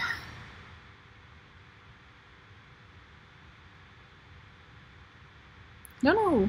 I don't know what I'm doing. I don't know what I'm doing. But it seems to be working out fine. At any moment, Mark is going to rush in here and he's going to be like, we must leave now. And I will be like, I must end the stream. And I'm going to leap up out of my chair and I'm going to grab my purse and I'm going to bolt out the door like a superhero that has some place to be. Like, I need to save people or something, but that's not the case because that's not what I do. And I'm going to hug Noodle and I'm going to kiss him and I'm going to tell him that he should be a good boy or robot or whatever he is, and he's gonna wait patiently and guard the nest because that's what Noodle do. He's a nest guarder.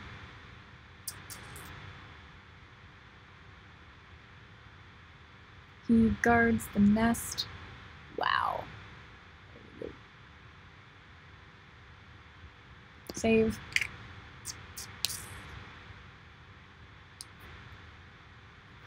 Fabbers.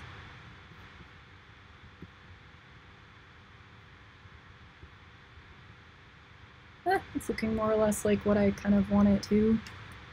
With the proper lighting effects, it will hopefully get my point across nicely.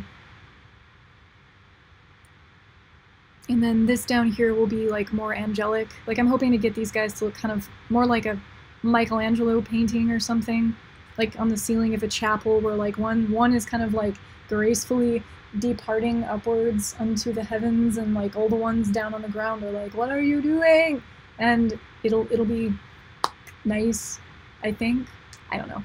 So there'll be a little bit more detail in this bottom final panel here, which probably would have been more fun to work on. Hey, you know what? I have like a couple minutes. Let's round this out a little bit.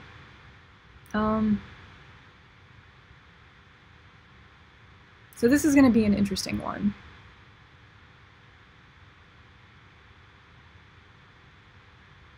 Because there's going to be a little bit more drama.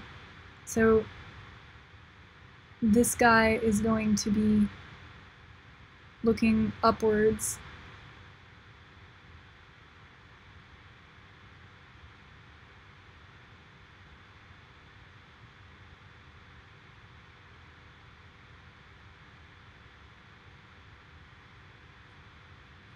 And he's going to be kind of like jutting his like knee out, all like superhero-like, with this pointy little robot leg piece. And he's gonna be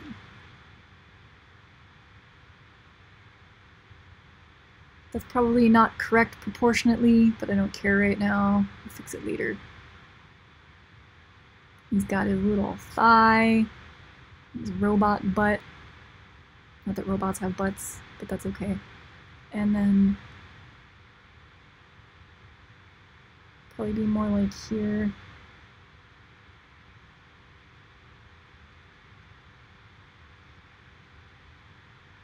It's actually not at all kind of like what I want it to be, but that's okay. Here, I can like rotate this. I'm doing this the wrong way. Oh, that looks so dumb. Oh my god. Oh god. Okay, so shoulder.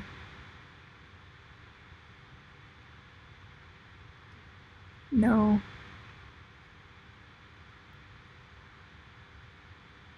Okay, so I really want this guy to have the feel that he's like exploding off of the ground as such. Literally exploding, or just like ascending, I guess. So I wanna get like some angelic, give him more of like an angelic quality.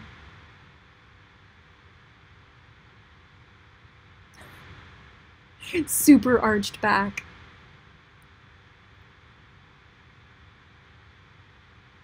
There we go. That's a little better. So I've got like chest, sternum, arched back, shoulder piece, neck, head, leg. Oh god, I'm so hungry. I really need to start doing these streams with like actual vitamins in my body so that I can keep talking and not like run out of steam and want to take a nap on the floor. So next time I do things, which I'm thinking I'm going to be working on the jelly here in the next day or so, I'm going to actually have a well-balanced meal and then start doing this so that I don't feel like breaking and pushing peanut butter into my throat halfway through the stream. That's too short. That's okay. Doot, doot, doot, doot, doot.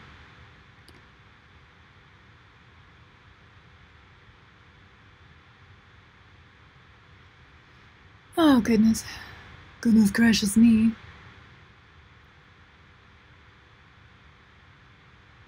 Okay.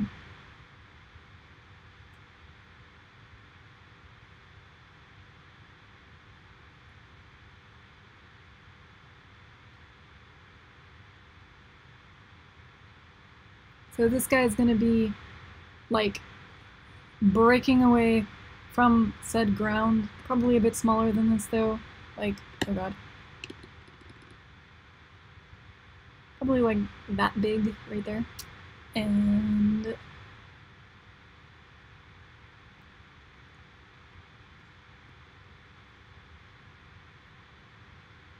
there's going to be this like detachment thing happening like here with like electricity.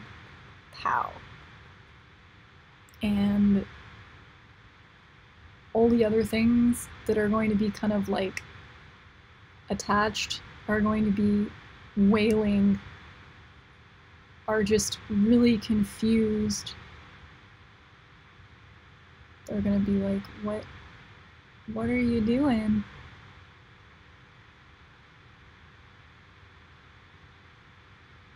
Are just terrified, what are you doing?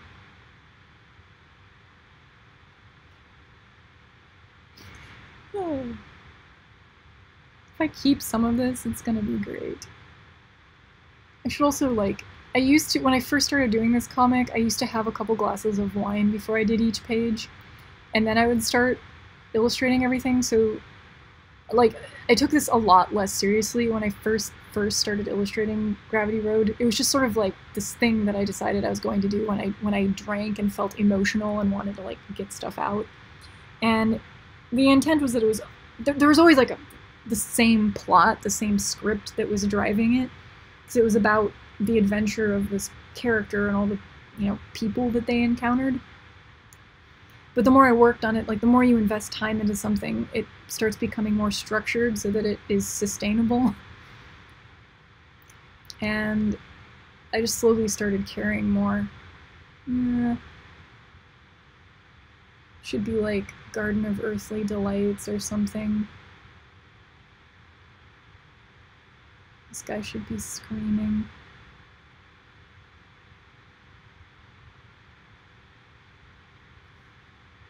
Sarah, what are you doing? So there's just gonna be stuff. So these people, these like personas are basically like the herd.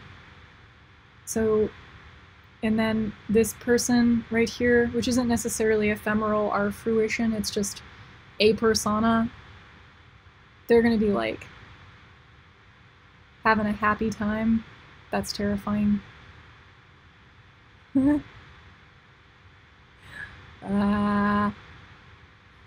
This is basically, I think Curie cites this as being one of the ephemeral.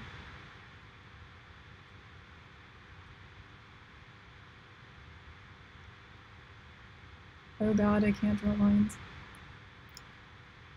And these are not necessarily fruitions either, they're just ones that haven't decided to leave yet. So these ones are all going to be very much like tethered to the surface, like maybe even attached to the surface just to kind of get the point across visually. And then this one is going to be kind of the first one to leave. So that's the goal. There we go. That's probably not going to look like that, but there's going to be some dramatic like thing taking place here that I'm going to actually sit down and like in a clear state of mind and being like map out what is actually taking place down there. But it's going to be something kind of more detailed and more like something out of a painting, so it will be one of the more nicely rendered panels. This thing will remain kind of abstract like it is. I'm going to polish it up, but it's basically going to have all these guys kind of branching out from the center of this thing that they're going to be attached to. It'll probably be some shade of this. It probably won't look exactly like this when I'm done, because it's not exactly what I want it to be yet, but it's getting there. Like, I was originally going to just have them, like, attached to, like, the giant-ass nucleus piece, kind of like that, without the lines going to the center, but I kind of like the idea that they're being tethered by some, like, thing at the core that is reminiscent of energy, which is ultimately what we're talking about here. We're talking about ground as being the energy giver. But, anyhow, Sarah, stop talking. Yeah. So I've got a ton of work to do still. So like in all of the talking and doing that has taken place today, I haven't really gotten a lot done, which is unfortunate. I don't know when I started the stream, but I'm guessing it's been like 4 hours, close to 4 hours, 3.5, whatever. I don't know. I'm gonna switch things. That's not the thing. That's the thing. Okay. Let me look at the chat while I sign off.